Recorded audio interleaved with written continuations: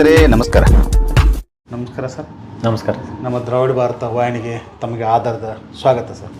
Thank you sir. ಗಂಗಣ್ಣವ್ರು sir, ನೀವು ಇಲ್ಲಿವರೆಗೆ ಬೆಳೆದು ಬಂದಿರಲ್ಲ ಸರ್. 3 ಸಲ KS ಪಾಸ್ ಆದ್ರಂತ, ಆಮೇಲೆ 3 ಸಲ ಬೇರೆ ಬೇರೆ ಹುದ್ದೆನ ಅಲಂಕಾರ ಮಾಡಿದ್ರಂತ. ಈ ಹಿನ್ನೆಲೆಯೊಳಗೆ ನಿಮ್ಮ ಫ್ಯಾಮ್ಲಿ ಹಿನ್ನೆಲೆ ಏನು, ನೀವು ಯಾವ್ರವ್ರ, ಏನು ಕತೆ, ಏನು ಕಲ್ತ್ರಿ, ಇಲ್ಲಿ ಹೆಂಗೆ ಬಂದ್ರಿ, ನಿಮ್ಮ ಜರ್ನಿ, ಎಲ್ಲ ಜರ್ನಿ ಬಗ್ಗೆ ನಮ್ಮ ವೀಕ್ಷಕರಿಗೆ ಹೇಳೋದಾದ್ರೆ ಏನು ಹೇಳ್ತೀರಿ ಸರ್? ಎಲ್ರಿಗೂ ನಮಸ್ಕಾರ. ನನ್ನ ಹೆಸರು ಜಗದೀಶ್ ಗಂಗಣ್ಣವ್ರು. ನಾನು ಬೆಳಗಾವಿ ಜಿಲ್ಲೆಯ ಗೋಕಾಕ್ ತಾಲೂಕಿನಲ್ಲಿ ಹುಟ್ಟಿದೆ. ನಮ್ಮ ತಂದೆಯವರು ದಿವಂಗತ ವಿಠ್ಠಲ್ ಗಂಗಣ್ಣವ್ರು. ಅವರು ಕೃಷಿ ಇಲಾಖೆಯಲ್ಲಿ ಗ್ರಾಮ ಸೇವಕರಾಗಿ ಕೆಲಸ ಮಾಡ್ತಾಯಿದ್ರು. ನಮ್ಮ ತಾಯಿ ಹೆಸರು ಅನಸೂಯ ವಿಠ್ಠಲ್ ಗಂಗಣ್ಣವ್ರು. ಅವರು ಗೃಹಿಣಿ. ನನಗೆ ಒಬ್ಬರು ಅಕ್ಕ ಇದ್ದಾರೆ, ಜಯಶ್ರೀ ಉಪ್ಪರ್ ಅಂತೇಳಿ. ಅವರು ಪ್ರಸ್ತುತ ಪ್ರಾಥಮಿಕ ಶಿಕ್ಷಣ ಸಂಸ್ಥೆಯಲ್ಲಿ ಟೀಚರಾಗಿ ಕೆಲಸ ಮಾಡ್ತಾಯಿದ್ದಾರೆ. ತಂಗಿ ಇದ್ದಾರೆ. ತಂಗಿಯವರು ಕೃಷಿ ಇಲಾಖೆಯಲ್ಲಿ ನಮ್ಮ ತಂದೆಯವರ ನಿಧನದ ನಂತರ ಅನುಕಂಪ ಆಧಾರದ ಮೇಲೆ ಒಂದು ಸೇವೆಯನ್ನು ಪಡ್ಕೊಂಡ್ರು. ಈಗ ಪ್ರಸ್ತುತ ಪ್ರಥಮ ದರ್ಜೆ ಸಹಾಯಕರಾಗಿ ಧಾರವಾಡ ಜಿಲ್ಲೆಯಲ್ಲಿ ಕೃಷಿ ಇಲಾಖೆಯಲ್ಲಿ ಕೆಲಸ ಮಾಡ್ತಾಯಿದ್ದಾರೆ. ನಮ್ಮ ತಂದೆಯವರು ನನಗೆ ಪ್ರಾಥಮಿಕ ಶಿಕ್ಷಣಕ್ಕಾಗಿ ನವಪ್ರಭಾ ರೂರಲ್ ರೆಸಿಡೆನ್ಷಿಯಲ್ ಸ್ಕೂಲ್ ತುಕ್ಕನಟ್ಟಿಯಲ್ಲಿ 1ನೇ ತರಗತಿಗೆ ಅಲ್ಲಿ ರೆಸಿಡೆನ್ಷಿಯಲ್ ಸ್ಕೂಲ್ಗೆ ಅಡ್ಮಿಷನ್ ಮಾಡಿಸ್ತಾರೆ. ನನ್ನ ಒಂದು ಪ್ರಾಥಮಿಕ ಶಿಕ್ಷಣವನ್ನು ನಾನು ನವಪ್ರಭಾ ರೂರಲ್ ರೆಸಿಡೆನ್ಷಿಯಲ್ ಸ್ಕೂಲ್ ತುಕ್ಕನಟ್ಟಿಯಲ್ಲಿ 1ರಿಂದ 5ನೇ ತರಗತಿಯನ್ನು ಓದಿದೆ. ತದನಂತರ 6ರಿಂದ 10ನೇ ತರಗತಿಯನ್ನು ಗೋಕಾಕ್ ನಗರದಲ್ಲಿರುವಂಥ ಲಕ್ಷ್ಮಣರಾವ್ ಜಾರಕಿಹೊಳಿ ಪ್ರೌಢ ಶಿಕ್ಷಣ ಸಂಸ್ಥೆ ಇಲ್ಲಿ ಮುಗಿಸಿದೆ. SSLC ನಂತರ PUC ಪ್ರಥಮ ಮತ್ತು ದ್ವಿತೀಯವನ್ನು ಕೂಡ ನಾನು ಲಕ್ಷ್ಮಣರಾವ್ ಜಾರಕಿಹೊಳಿ ಕಾಂಪೋಸಿಟ್ PU ಕಾಲೇಜಿನಲ್ಲಿ ಓದಿದೆ. ತದನಂತರ ನಾನು ಪದವಿಗಾಗಿ ಇಂಜಿನಿಯರಿಂಗ್ ವಿದ್ಯಾಭ್ಯಾಸವನ್ನು ತುಮಕೂರು ಜಿಲ್ಲೆಯ ತುಮಕೂರು ನಗರದಲ್ಲಿರುವಂಥ ಸಿದ್ಧಗಂಗಾ ತಾಂತ್ರಿಕ ಶಿಕ್ಷಣ ನಿಮಗೆ ಸೀಟ್ ಸಿಕ್ತೇನ್ರಿ ಅದು? ಹಾಂ, ಚಿತ್ರದುರ್ಗ ಇದ್ರಾಗ ಎಲ್ರಿ ಸಿದ್ಧಗಂಗಾ ಮಠ ಅಲ್ಲ ಸರ್? ಹೌದು ರೀ. PUCಯ ಒಂದು CET ಎಕ್ಸಾಮ್ನಲ್ಲಿ ನನಗೆ ಇಂಜಿನಿಯರಿಂಗ್ ಸೀಟ್ ಸಿಕ್ತು. ನಾನು ಬೆಂಗಳೂರಿನ ವಿವಿಧ ಕಾಲೇಜುಗಳಲ್ಲಿ ಸೀಟ್ ಸಿಕ್ಕಿತ್ತು. ಬಟ್ ನಮ್ಮ ತಂದೆಯವರು ತುಮಕೂರು ಸಿದ್ಧಗಂಗಾ ಶಿಕ್ಷಣ ಸಂಸ್ಥೆಯಲ್ಲೇ ಅಡ್ಮಿಷನ್ ಮಾಡಿದರು. ಅಲ್ಲಿ BE ಇನ್ಫಾರ್ಮೇಷನ್ ಸೈನ್ಸಲ್ಲಿ ಓದಿದೆ. ಆಮೇಲೆ BE ಮುಗಿದಕ್ಕಿಂತ ಮುಂಚೆ ನಮ್ಮ ತಂದೆಯವ್ರದ್ದೊಂದು ಏನಂದರೆ, ನಾನು ಪದವಿಯನ್ನು ಮುಗಿಸಿದ ಮೇಲೆ ನಾನು ಒಬ್ಬ ಅಧಿಕಾರಿ KS ಅಥವಾ IAS ಅಧಿಕಾರಿ ಆಗಬೇಕಂತ ನಮ್ಮ ಅಪ್ಪ ಅವರಿಗೆ ಆಸೆ ಇತ್ತು. ಅದಕ್ಕೋಸ್ಕರ ನಾನೇನು ಮಾಡಿದೆ, ಇಂಜಿನಿಯರಿಂಗ್ ಮುಗಿದ ತಕ್ಷಣ ನಂದು ಇಂಜಿನಿಯರಿಂಗ್ನಲ್ಲಿನೇ ಸಾಕಷ್ಟು ಕ್ಯಾಂಪಸ್ ಇಂಟರ್ವ್ಯೂಗಳು ಬರ್ತಾಯಿದ್ವು ಸರ್. ಆದರೆ ನಾನು ಯಾವುದೂ ಕ್ಯಾಂಪಸ್ ಇಂಟರ್ವ್ಯೂ ಅಟೆಂಡ್ ಆಗಲಿಲ್ಲ. ಯಾಕಂದರೆ ನಾನು ಸ್ಪರ್ಧಾತ್ಮಕ ಪರೀಕ್ಷೆಗಳ ತಯಾರಿಯನ್ನು ಮಾಡಬೇಕಾಗಿತ್ತು. ತದನಂತರ ನಾನು ಸ್ಪರ್ಧಾತ್ಮಕ ಪರೀಕ್ಷೆ KS ಮತ್ತು IAS ಒಂದು ಪ್ರಿಪರೇಷನ್ನ ಸ್ಟಾರ್ಟ್ ಮಾಡಿದೆ ಸರ್. ಅಲ್ಲ, ನೀವು SSLC ಒಳಗೆ ಸ್ಟೇಟ್ಗೆ ಫಸ್ಟ್ ರ್ಯಾಂಕ್ ಬಂದಿರಿ ಅಂತಲ್ಲ ಸರ್? ಹೌದು ಸರ್. 1997-98 ಸರ್ ನಾನು SSLC ಓದಬೇಕಾದ್ರೆ ಕನ್ನಡ ಮಾಧ್ಯಮದಲ್ಲಿ ರಾಜ್ಯಕ್ಕೆ ಫಸ್ಟ್ ರ್ಯಾಂಕ್ ಬಂದೆ ಸರ್. ಹೌದಲ್ರಿ? 625ಕ್ಕೆ 605 ಮಾರ್ಕ್ಸನ್ನು ತೊಗೊಂಡೆ. ಓವರಾಲ್ ಕನ್ನಡ ಮೀಡಿಯಮ್ ಮತ್ತು ಇಂಗ್ಲೀಷ್ ಮೀಡಿಯಮ್ ಸೇರಿದರೆ ಒಂದು 20 ರ್ಯಾಂಕ್ ಕೊಡ್ತಾಯಿದ್ರು ಸರ್. ಅದರಲ್ಲಿ 7ನೇ ರ್ಯಾಂಕ್ ಬಂದೆ. ಕನ್ನಡ ಮಾಧ್ಯಮದಲ್ಲಿ ರಾಜ್ಯಕ್ಕೆ 1ನೇ ರ್ಯಾಂಕ್ ಬಂದೆ ಸರ್. ಓವರಾಲ್ ಇಂಗ್ಲೀಷ್ ಕನ್ನಡ ಮಿಕ್ಸ್ದಾಗ 7ನೇ ರ್ಯಾಂಕ್? ಹ್ಞೂ ರೀ ಸರ್. ಆಮೇಲೆ ಕನ್ನಡ ಮಾಧ್ಯಮದಲ್ಲಿ ಫಸ್ಟ್ ರ್ಯಾಂಕ್? ಹೌದು ಸರ್. ಅದನ್ನ ಹೆಂಗೆ ಕವರ್ ಮಾಡಿ ಸರ್? ಹೆಂಗೆ ರ್ಯಾಂಕ್ ಹೆಂಗೆ ಏನು ಅಭ್ಯಾಸ ಮಾಡಿರಿ ಸರ್? ನಾನು 6ನೇ ತರಗತಿಗೆ ಲಕ್ಷ್ಮೀ ಎಜುಕೇಷನ್ ಟ್ರಸ್ಟಲ್ಲಿ ಅಡ್ಮಿಷನ್ ಮಾಡಿದೆ, LETಯಲ್ಲಿ. ಅಲ್ಲಿ ಏನಂದರೆ 6th ಸ್ಟ್ಯಾಂಡರ್ಡ್ದಿಂದನೇ ಏನು SSLC ಅವರಿಗೆ ಏನು ಟೀಚ್ ಮಾಡ್ತಾರೆ ಅದೇ ಶಿಕ್ಷಕರನ್ನೇ 6ನೇ ತರಗತಿಗೂ ಪಾಠ ಮಾಡೋಕ್ಕೆ ಹಚ್ತಾರೆ ಸರ್. ಅವಾಗ ಏನಾಗುತ್ತೆ, ಅವರು 6ನೇ ತರಗತಿಯಿಂದನೇ ನಮ್ಮನ್ನ ತಯಾರಿ ಮಾಡ್ತಾರೆ. ಅವಾಗಿಂದ ನಮಗೆ ಸಾಕಷ್ಟು ತಯಾರಿಗೆ ಅನುಕೂಲ ಮಾಡಿಕೊಡ್ತಾರೆ ಸರ್. ಹೀಗಾಗಿ ಅಲ್ಲಿ ಏನಾಗುತ್ತೆ, ಸ್ಪರ್ಧಾತ್ಮಕ ಮನೋಭಾವ ಬೆಳೆಯುತ್ತೆ ಸರ್.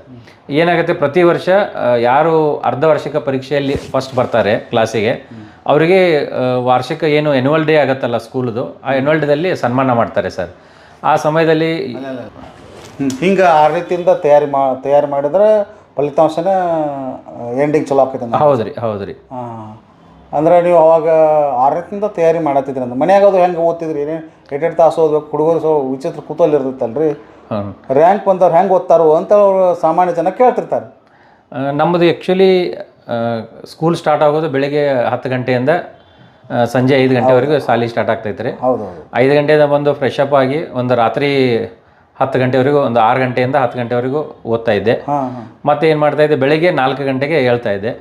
ನಮ್ಮ ತಾಯಿಯವರು ಭಾಳ ಸಪೋರ್ಟ್ ಮಾಡ್ತಾ ಇದ್ರು. ನಮ್ಮ ತಾಯಿ ತಂದೆ ನನ್ನ ಬೆಳಿಗ್ಗೆ ಒಂದು 4 ಗಂಟೆಗೆ ನಮ್ಮ ತಾಯಿಯವರು 4:04 ಎಬ್ಬಿಸಿ ಅವರು ಕೂಡ ಬೇರೆ ಬೇರೆ ಕೆಲಸದಲ್ಲಿ ತೊಡಗ್ತಾ ಇದ್ರು. ಎಬ್ಬಿಸಿ ನನಗೆ ಬಿಟ್ಟರೆ ನಾನು ಮತ್ತೆ ಮಲಗ್ತೀನಿ ಅಂತೇಳಿ ನಮ್ಮ ತಾಯಿಯವರು ಕೂಡ ಏನಾದರೂ ಕೆಲಸಗಳನ್ನು ಮಾಡಿಕೊಂಡು ನನಗೆ ಟೀ ಕಾಫಿ ಮಾಡಿ ಕೊಡೋದು. ಮತ್ತು ಬೆಳಿಗ್ಗೆ 4 ಗಂಟೆಯಿಂದ 9 ಗಂಟೆವರೆಗೂ ಸ್ಟಡಿ ಮಾಡಿ ಮತ್ತೆ ಕಾಲೇಜ್ಗೆ ಹೋಗ್ತಾಯಿದ್ದು. ಡೈಲಿ ಇದೇ ರೂಟೀನ್ ಇರ್ತದೆ. ಫುಲ್ ಸ್ಟಡಿ ಒಳಗೆ ಫುಲ್ ಕಾನ್ಸಂಟ್ರೇಷನ್ ಇರ್ತಿದ್ರು ಅಂದಂಗೆ ಅಂತ. ಹೌದು ರೀ. ಅದಕ್ಕೆ ನಿಮ್ಮ ತಾಯಿಯವರು ಭಾಳ ಸಪೋರ್ಟ್ ಮಾಡ್ಯಾರ. ನಮ್ಮ ತಾಯಿಯವರು ಮತ್ತು ನಮ್ಮ ತಂದೆಯವರು ತುಂಬ ಸಪೋರ್ಟ್ ಮಾಡಿದ್ದಾರೆ. ಆಮೇಲೆ SSLC ಫಸ್ಟ್ ರ್ಯಾಂಕ್ ಬಂದ್ಕೂಲ ನಿಮ್ಗೆ ನೀವೆಲ್ಲಿ PUC ಫಸ್ಟ್ ಇಯರ್ ಸೆಕೆಂಡ್ ಎಲ್ಲಿ ಮಾಡಿರಿ? ನಾ PUC ಫಸ್ಟ್ ಇಯರ್ ಮತ್ತು ಅದೇ ಲಕ್ಷ್ಮೀ ಎಜುಕೇಷನ್ ಟ್ರಸ್ಟಲ್ಲೇ ಅಡ್ಮಿಷನ್ ಮಾಡಿರಿ. PUC ಫಸ್ಟು ಮತ್ತು ಸೆಕೆಂಡ್ ಸೈನ್ಸನ್ನೇ ಆಯ್ಕೆ ಮಾಡಿಕೊಂಡು ಅಲ್ಲೇ ಸ್ಟಡಿ ಮಾಡಿದೆ. PUC ಸೆಕೆಂಡಲ್ಲಿ ಇಡೀ ತಾಲೂಕಿಗೆ ಟಾಪರ್ ಆದೆ. ಅಂದರೆ ತಾಲೂಕಿಗೆ ಫಸ್ಟ್ ಬಂದ್ರಿ? ಹೌದು. ಸೆಕೆಂಡ್ ಇಯರ್ಗೆ ಹೌದು ಸೈನ್ಸ್ ತೊಗೊಂಡಿದ್ರಿ? ಸೈನ್ಸ್ ತೊಗೊಂಡಿನಿ. Okay okay. ಆಮೇಲೆ PUC ಆದಮೇಲೆ CET ಎಕ್ಸಾಮಿನೇಷನ್ ಇರುತ್ತೆ. CET ಎಕ್ಸಾಮಿನೇಷನಲ್ಲಿ ತೀರ್ಮಾನ ಮಾಡಿದ್ರಿ ಮೆಡಿಕಲ್ ಹೋಗ್ಬೇಕು, ಇಂಜಿನಿಯರಿಂಗ್ ಹೋಗ್ಬೇಕು ಅಂತ. ನಾನೇನು ಮಾಡಿದೆ, ಇಂಜಿನಿಯರಿಂಗ್ ಆಯ್ಕೆ ಮಾಡ್ಕೊಂಡ್ರಿ. ಅದೇ ನಿಮಗೆ ಇದು ಬಂದಿತ್ತು ಮೆಡಿಕಲ್? ಇದು ಮೆಡಿಕಲ್ ಸೀಟು ಸಿಕ್ಕಿದ್ದು, ಬಟ್ ನಾನು ಕೌನ್ಸಿಲಿಂಗಿಗೆ ಹೋಗ್ಲಿಲ್ಲ ರೀ. ಯಾಕೆ ನನಗೆ ಮೆಡಿಕಲ್ ಇಷ್ಟ ಇರಲಿಲ್ಲ. ಅದಕ್ಕೆ ನಾನು ಇಂಜಿನಿಯರಿಂಗ್ ಹೋಗಿ, ಯಾಕಂದ್ರೆ ನಮ್ಮ ತಂದೆಯವರು ಮೊದಲಿಂದ ಹೇಳ್ತಾ ಇದ್ರು ನೀನು ಕಾಂಪಿಟೇಟಿವ್ ಎಕ್ಸಾಮ್ ಪ್ರಿಪೇರ್ ಆಗ್ಬೇಕಂತೇಳಿ. ಹೀಗಾಗಿ ನಾನು ಇಂಜಿನಿಯರಿಂಗ್ ಆಯ್ಕೆ ಮಾಡ್ಕೊಂಡೆ. ತುಮಕೂರಿನ ಸಿದ್ಧಗಂಗಾ ಕಾಲೇಜಿನಲ್ಲಿ ಅಡ್ಮಿಷನ್ ಮಾಡಿ. ಮೊದಲಿಂದ ನಿಮ್ಮ ಮೈಂಡ್ನಾಗ ಇತ್ತು ಅದು, ನಾವು ಕಾಂಪಿಟೇಷನ್ ಎಕ್ಸಾಮ್ ಅದಾಗ ಫೇಸ್ ಮಾಡಬೇಕು ಅಂತೇಳಿ? ಹೌದು. ಯಾಕಂದ್ರೆ ನಿಮ್ಮ ತಂದೆಯವ್ರು ಹೇಳ್ತಿದ್ರು ಮ್ಯಾಗಿನ ಮ್ಯಾಗ ಹೇಳೋದ್ರಿಂದ ನಿಮಗೂ ಅದು ತಯಾರಿ ಮಾಡತ್ತಿದ್ರಿ ಅಂದಂಗೆ?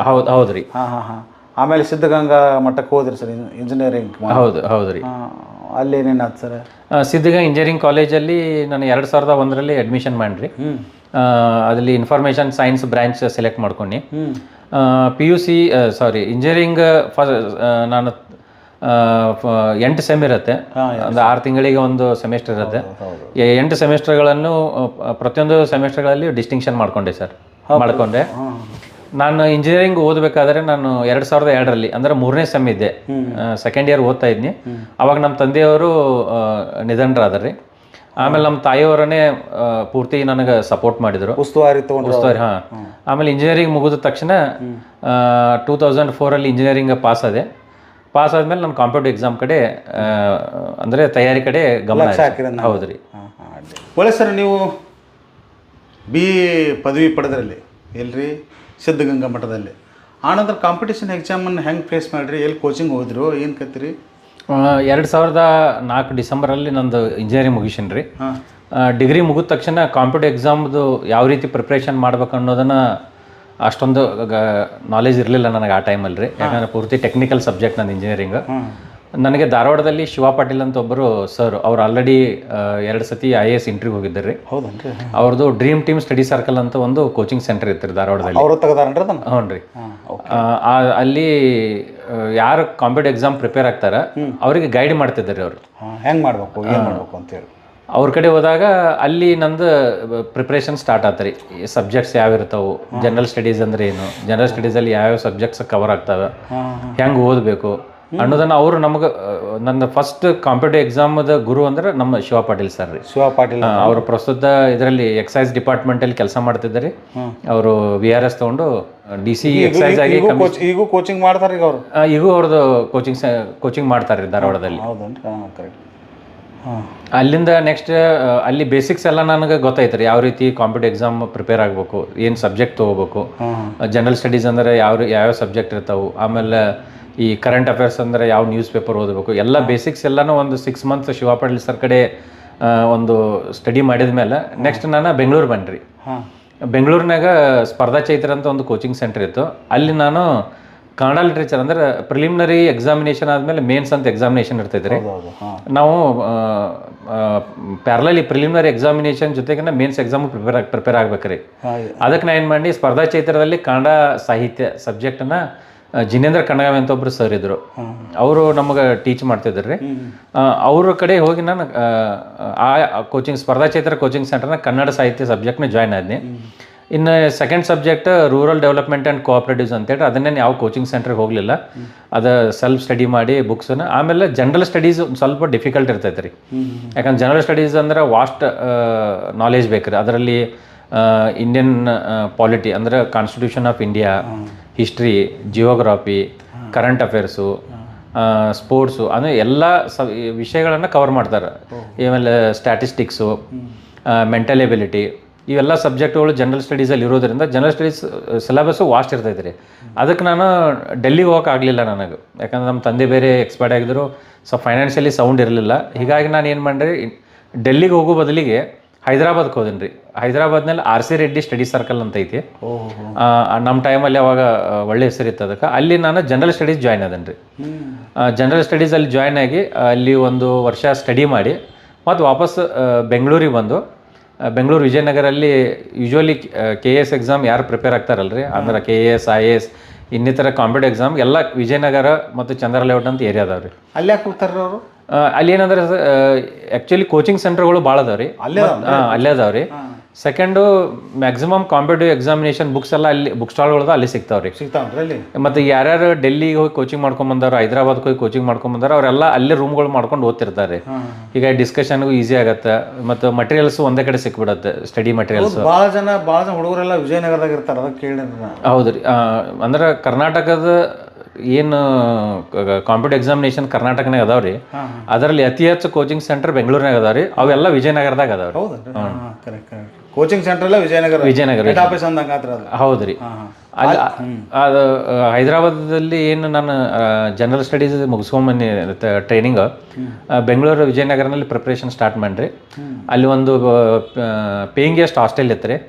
ನಾವು ನಾರ್ತ್ ಕರ್ನಾಟಕದವ್ರು 4 ಜನ ಹುಡುಗರು ಇದ್ವು ಅಲ್ಲಿ. ನಾವು ಅಲ್ಲೇ ಸ್ಟಡಿ ಮಾಡಿಕೊಂಡು ಫಸ್ಟ್ ಅಟೆಂಪ್ಟ್ ನಾನು 2008ನೇ ಇಶ್ಯೂ ಕೊಟ್ಟೀನಿ ರೀ. 2008ರಾಗ ನಂದು ಫಸ್ಟ್ KS ಎಕ್ಸಾಮಿನೇಷನ್ ಅಟೆಂಪ್ಟ್ ಕೊಟ್ಟೀನಿ ರೀ. ಅಟೆಂಪ್ಟ್ ಕೊಟ್ಮೇಲೆ ಪ್ರಿಲಿಮಿನರಿ ಎಕ್ಸಾಮಿನೇಷನ್ ಕ್ಲಿಯರ್ ಆಯ್ತು ರೀ. ನೆಕ್ಸ್ಟ್ ಸ್ಟೇಜ್ ಮೇನ್ಸ್ ಅಂತ ಇರ್ತೈತೆ ರೀ. ಮೇನ್ಸ್ನಾಗ ನಾವು 2 ಆಪ್ಷನಲ್ ಸಬ್ಜೆಕ್ಟ್ ತೊಗೋಬೇಕು ರೀ, ಪ್ಲಸ್ ಜನರಲ್ ಸ್ಟಡೀಸ್ ಒಂದು ಸಬ್ಜೆಕ್ಟ್ ಇರ್ತೈತೆ ರೀ. ಅದಕ್ಕೆ ನಾನು ಏನು ಮಾಡಿ ಕನ್ನಡ ಲಿಟ್ರೇಚರ್ ಆಲ್ರೆಡಿ ಮೊದಲನೇ ಒಂದು ಸಲ ಕೋಚಿಂಗ್ ತೊಗೊಂಡಿದ್ದೇನೆ ರೀ. ಇನ್ನೂ ಸ್ವಲ್ಪ, ಯಾಕಂದ್ರೆ ಪ್ರಿಲಿಮಿನರಿ ಎಕ್ಸಾಮಿನೇಷನ್ ಆದಮೇಲೆ ಸ್ವಲ್ಪ ಇನ್ನೂ ಹೋಗ್ಬೇಕಾಗತ್ತೆ ರೀ ಮೇನ್ಸ್ ಪ್ರಿಪ್ರೇಷನ್. ನರಳ್ಳಿ ಬಾಲಸುಬ್ರಹ್ಮಣ್ಯ ಅಂತ ಒಬ್ಬರು ಕನ್ನಡ ಸಾಹಿತ್ಯ ಇದ್ರು, ಅವ್ರು ಕೋಚಿಂಗ್ ಹೇಳ್ತಿದ್ರು ರೀ. ಅವ್ರ ಕಡೆ ನಾನು ಕನ್ನಡ ಲಿಟ್ರೇಚರ್ ಸಬ್ಜೆಕ್ಟ್ ಕೋಚಿಂಗ್ ತೊಗೊಂಡೆ. ಆಮೇಲೆ ಇನ್ನು ಉಳಿದಂತೆ rural development and cooperative subject ನಾನು ಸೆಲ್ಫ್ ಸ್ಟಡಿ ಮಾಡಿ. ಆಮೇಲೆ ಜನರಲ್ ಸ್ಟಡೀಸ್ ಆಲ್ರೆಡಿ ನಂದು ಹೈದ್ರಾಬಾದಲ್ಲಿ ಕೋಚಿಂಗ್ ಆಗಿರೋದ್ರಿಂದ ಸ್ಟಡಿ ಮಟೀರಿಯಲ್ ಎಲ್ಲ ಇತ್ತು. ಆಮೇಲೆ ಕರೆಂಟ್ ಅಫೇರ್ಸಿಗೆ ನಾನು ಹಿಂದೂ ನ್ಯೂಸ್ ಪೇಪರು, ಕನ್ನಡದಲ್ಲಿ ಪ್ರಜಾವಾಣಿ ಮತ್ತು ಕೆಲವೊಂದು ಮ್ಯಾಗ್ಝಿನ್ಗಳನ್ನ ಓದ್ತಾ ಇದ್ದೆ. ಆ ಟೈಮಲ್ಲಿ ಸ್ಪರ್ಧಾ ಚೈತ್ರದ ಒಂದು ಮ್ಯಾಗ್ಝಿನ್ ಇತ್ತು ರೀ. ಮತ್ತೆ ಯಾವ ಮ್ಯಾಗ್ಝಿನ್ ಓದ್ತಿದ್ರು ಕನ್ನಡದಾಗ? ಕನ್ನಡದಲ್ಲಿ ಆ ಸಮಯದಲ್ಲಿ ನಾವು ಓದ್ಬೇಕಾದ್ರೆ ರೀ ಸ್ಪರ್ಧಾ ಚೈತ್ರದವ್ರದ್ದು ಒಂದು ಮ್ಯಾಗ್ಝಿನ್ ಬರ್ತೈತೆ ರೀ, ಅದೊಂದು ಓಡ್ತಿದ್ವಿ. ಆಮೇಲೆ ಇಂಗ್ಲೀಷ್ ಮೀಡಿಯಮ್ದಾಗ ನಾವು ಕ್ರಾನಿಕಲ್ ಅಂತ ಒಂದು ಬರ್ತೈತೆ ರೀ. ಆಮೇಲೆ ಕ್ರಾನಿಕಲ್ ಒಂದು ಮತ್ತು ವಿಜಾರ್ಡ್ ಅಂತ ಬರ್ತೈತೆ ರೀ. ಇವು 2 ಮ್ಯಾಗ್ಝಿನ್ ಓದ್ತಿದ್ದೀನಿ ರೀ. ಜೊತೆಗೆ ನಾವು ಕಂಪಲ್ಸರಿ ನಾವು ಕಾಂಪಿಟೇಟಿವ್ ಎಕ್ಸಾಮ್ ಓದೋರಿ ನ್ಯೂಸ್ ಪೇಪರ್ ಓದಲೇಬೇಕು ರೀ. Daily current events, state level issues ಇರ್ಬೋದು, national level issues, international issues ಇರ್ಬೋದು, ಸ್ಪೋರ್ಟ್ಸ್ ಇರ್ಬೋದು, ಪ್ರತಿಯೊಂದು ಟಾಪಿಕ್ನ ಕರೆಂಟ್ ರಿಲೇಟೆಡ್ ಇಶ್ಯೂಸ್ ಬೇಕಂದ್ರೆ ರೀ ನಮಗೆ ನ್ಯೂಸ್ ಪೇಪರನ್ನು ನಮಗೊಂದು ಸೋರ್ಸ್ ರೀ. ಹೀಗಾಗಿ ನಾನು ದಿ ಹಿಂದೂ ನ್ಯೂಸ್ ಪೇಪರ್ನ ಓದ್ತಿದ್ದೀನಿ ರೀ ಆ ಟೈಮಲ್ಲಿ. ಆಮೇಲೆ ಫಸ್ಟ್ ಅಟೆಂಪ್ಟ್ 2008 ಪ್ರಿಲಿಮಿನರಿ ಎಕ್ಸಾಮಿನೇಷನ್ ಆದಮೇಲೆ ಮೇನ್ಸ್ ನರಳಿ ಸರ್ ಹತ್ರ ಕೋಚಿಂಗ್ ತೊಗೊಂಡ್ರಿ. ನೆಕ್ಸ್ಟ್ ಮೇನ್ಸ್ ಎಕ್ಸಾಮಿನೇಷನ್ ಆಯಿತು. ಮೇನ್ಸ್ ಎಕ್ಸಾಮಿನೇಷನಲ್ಲಿ ನನಗೆ 1011 ಮಾರ್ಕ್ಸ್ ಬಂತು ರೀ. ರಿಟರ್ನಲ್ಲಿ ನಾನು 11th ರ್ಯಾಂಕ್ ಇದ್ದೇನೆ ರೀ. ಓವರಾಲ್ ಏನು KS ಎಕ್ಸಾಮಿನೇಷನ್ ಬರೆದಿರ್ತಾರೆ, ನಿಯರ್ಲಿ ಒಂದು 2-3 ಲಕ್ಷ ಜನ ಅಪಿಯರ್ ಆಗಿರ್ತಾರೆ ಪ್ರಿಲಿಮಿನರಿ ಎಕ್ಸಾಮಿನೇಷನ್. ಅದ್ರಾಗ ಏನು ಮಾಡ್ತಾರೆ ರೀ, ಪ್ರಿಲಿಮಿನರಿ ಎಕ್ಸಾಮಿನೇಷನ್ದಲ್ಲಿ ಎಷ್ಟು ಮಂದಿ ಅಟೆಂಡ್ ಆಗಿರ್ತಾರೆ ಅದರಲ್ಲಿ 1:10 ಮೆಂಬರ್ಸನ್ನು ಇದಕ್ಕೆ ಕರೀತಾರೆ ಮೇನ್ಸ್ ಎಕ್ಸಾಮಿನೇಷನ್ಗೆ. ಮೇನ್ಸ್ ಎಕ್ಸಾಮಿನೇಷನಲ್ಲಿ ಪಾಸ್ ಆದವ್ರನ್ನ 1:3 ಇಂಟರ್ವ್ಯೂ ಕರೀತಾರೆ. ಈಗ ನಾನು ಪ್ರಿಲಿಮಿನರಿ ಆದಮೇಲೆ ಮೇನ್ಸ್ ಆಯಿತು. ಮೇನ್ಸಲ್ಲಿ ನಂದು 11th ರ್ಯಾಂಕ್ ಬಂತು ರೀ. ಇಂಟರ್ವ್ಯೂಗೆ ಅಟೆಂಡ್ ಮಾಡಿದೆ. ಇಂಟರ್ವ್ಯೂದಲ್ಲಿ ನನಗೆ ಔಟ್ ಆಫ್ 200 ಇಂಟರ್ವ್ಯೂದಲ್ಲಿ ಕಡಿಮೆ ಬಂತು ರೀ, 50 ಬಂತು.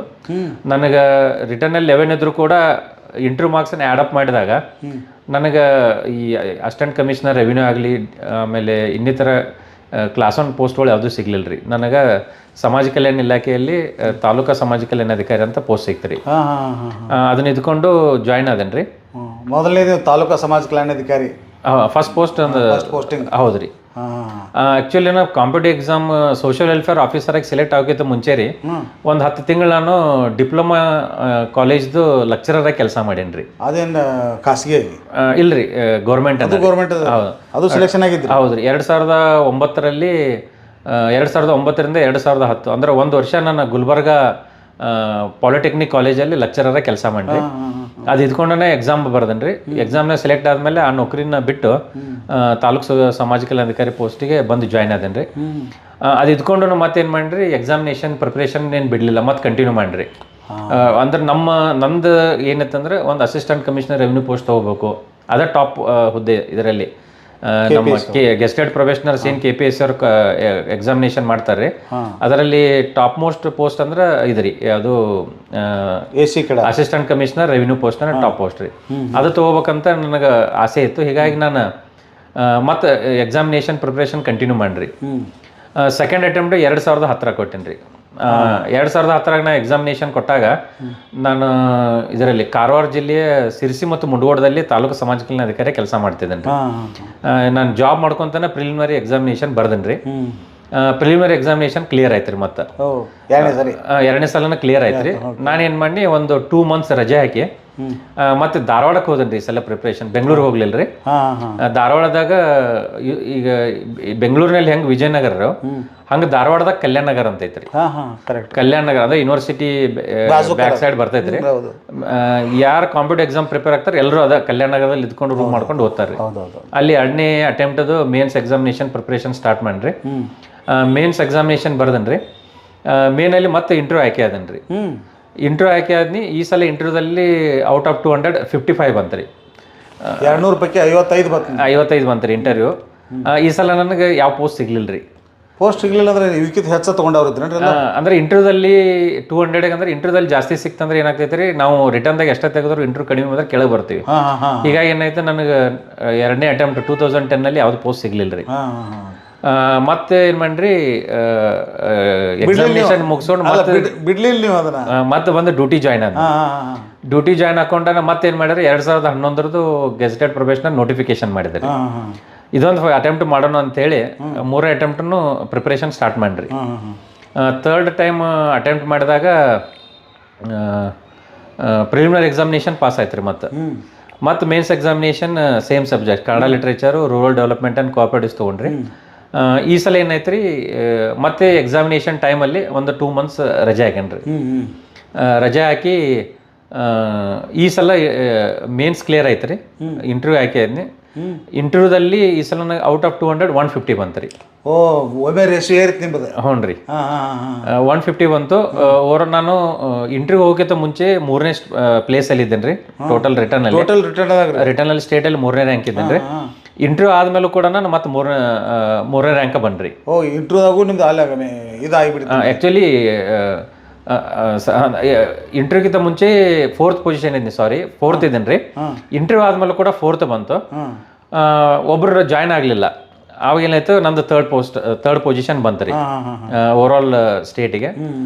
ಅವಾಗ ಏನಾಯ್ತು, ನಮಗೆ 2011 ಬ್ಯಾಚದು ಸ್ವಲ್ಪ ಪ್ರಾಬ್ಲಮ್ ಆಗಿ 2022ದಲ್ಲಿ ನಮ್ಮ ಪೋಸ್ಟಿಂಗ್ ಕೊಟ್ರಿ.